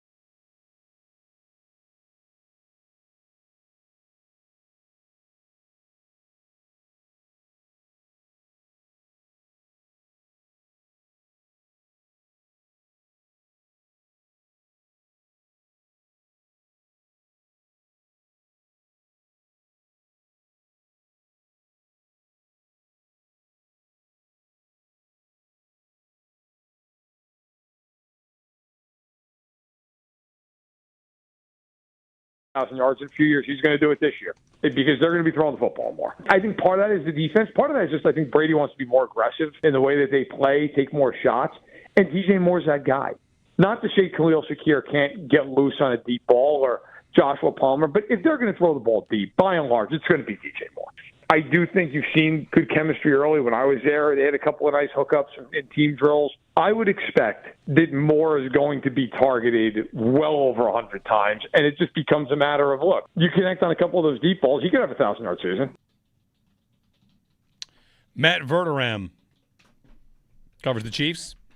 His thoughts on DJ Moore? I kind of agree with all of that. I think Moore will get over 100 targets, stays healthy. Over 100 targets, be a big part of this offense. Mm-hmm. And be a big difference maker. So, good. I just saw a crazy stat during this hour in the last couple minutes. Jeremy Fowler's at Jets camp. He's reporting on some of the things that are going on there. The Jets have not had a top 20 offense in a decade. Not top half of the league, not top 10. They've not had a top 20 offense in a decade. The last time they did was the Fitz team that won 10 games and almost made the playoffs but lost to the Bills on the final day of the season. And they are very often like closer to 32nd than they are to even breaking the top 20.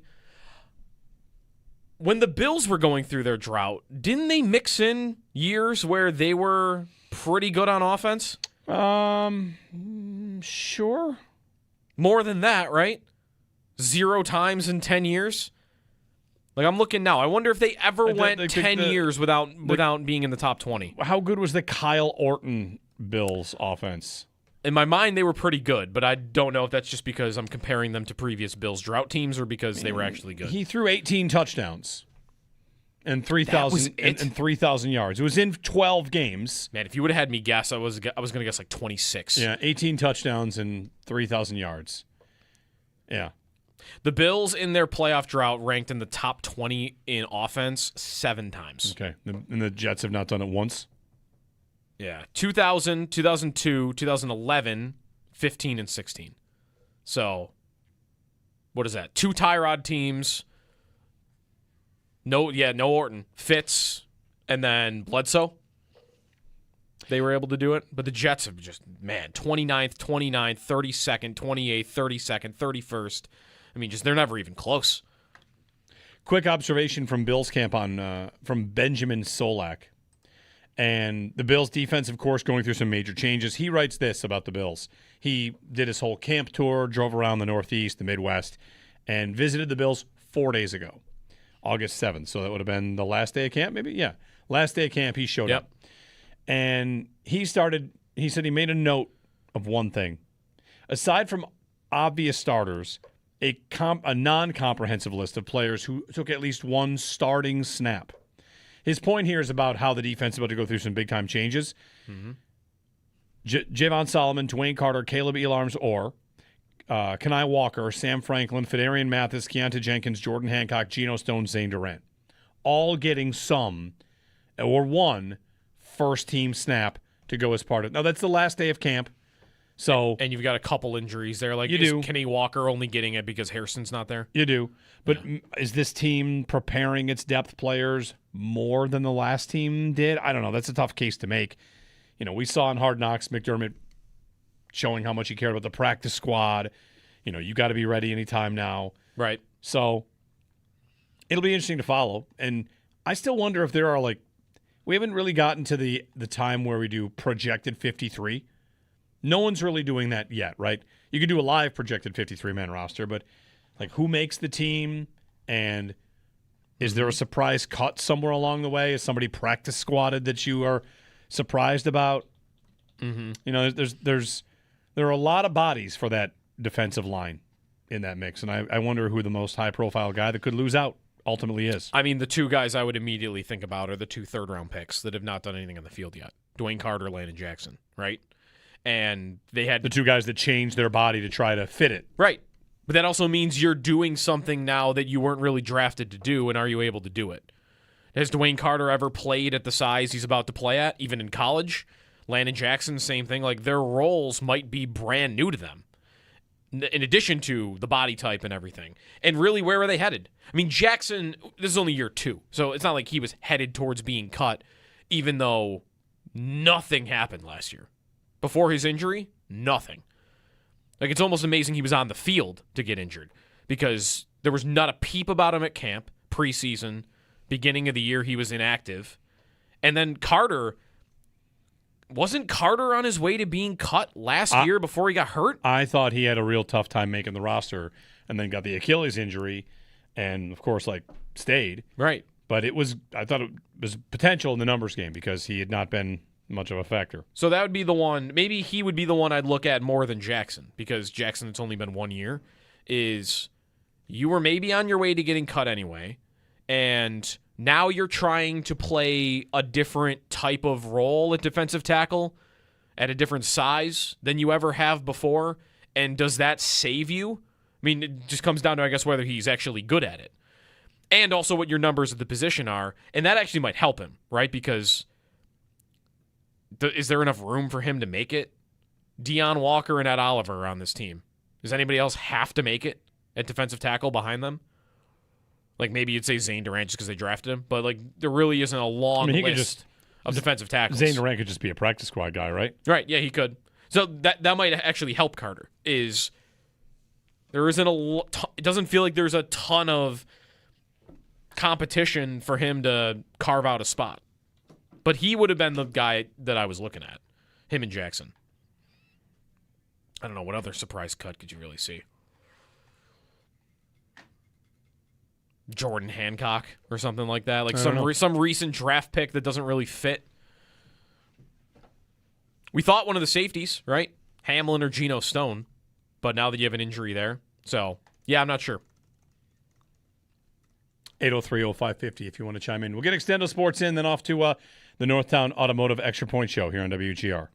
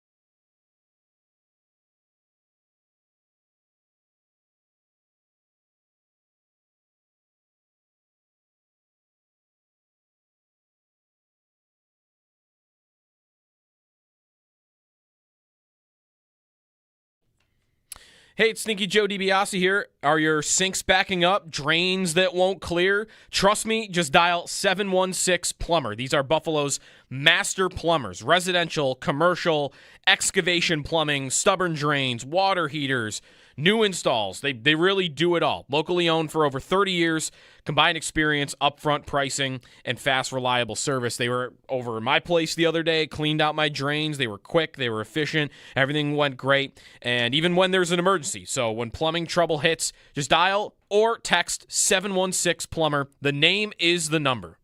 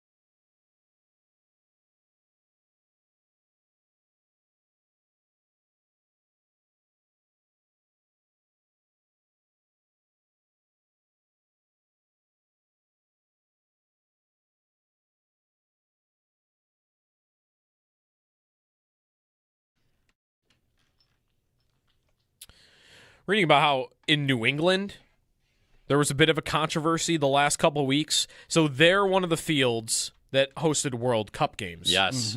So they removed the grass, which is dumb, but they removed the grass to go back to turf for football. And they hired a company to do the turf field that wasn't NFL approved. And they didn't put down,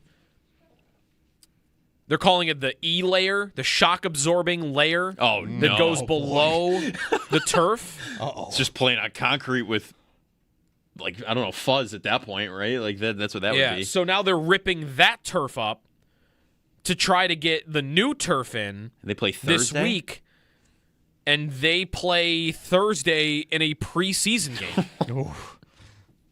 Man. Do you just roll back the sod at that point? Put the I don't grass know, down? What did they do with it? Right. That grass might be probably dead or dead. gone. Dead, yeah. I mean, you might rather play on dead grass than that. It sounds like they were about to play on concrete. Yeah. Isn't that what everybody says about MetLife? That stadium, the ground is super hard, and that's why everybody gets hurt there? Part of it, yeah. It's also just a turf monster for Achilles injuries, all that stuff Right. there. Yeah, I think it's that's sketchy. I would not feel great about, even if they get it done. If I was playing in that game, I'd be like, I'm gonna be like running at like 60% speed. Let's here. not pop right away. Not Yeah. rip this turf up and blow my ACL out. Someday the league is going to go grass in every stadium. They're going to have, the players at some point are going to have to make, they're going to make that happen. You know what I bet they'll do is they'll get like Scott's is the official grass supplier of the NFL. And it's like some giant mega deal where they provide the turf for every stadium. And we could draft grass types that would be in the stadiums. Oh. That would be crazy. That'd be fun. That'd be fun. They also will look back and feel like the Bills were on the right side of history. Yes. Being ahead of that. For sure. However long that takes. I feel like eventually we will get to that, but yeah. The Bills going grass now. All right. We'll talk tomorrow. Stay tuned. Northtown Automotive Extra Point Show on the way next here on WGR.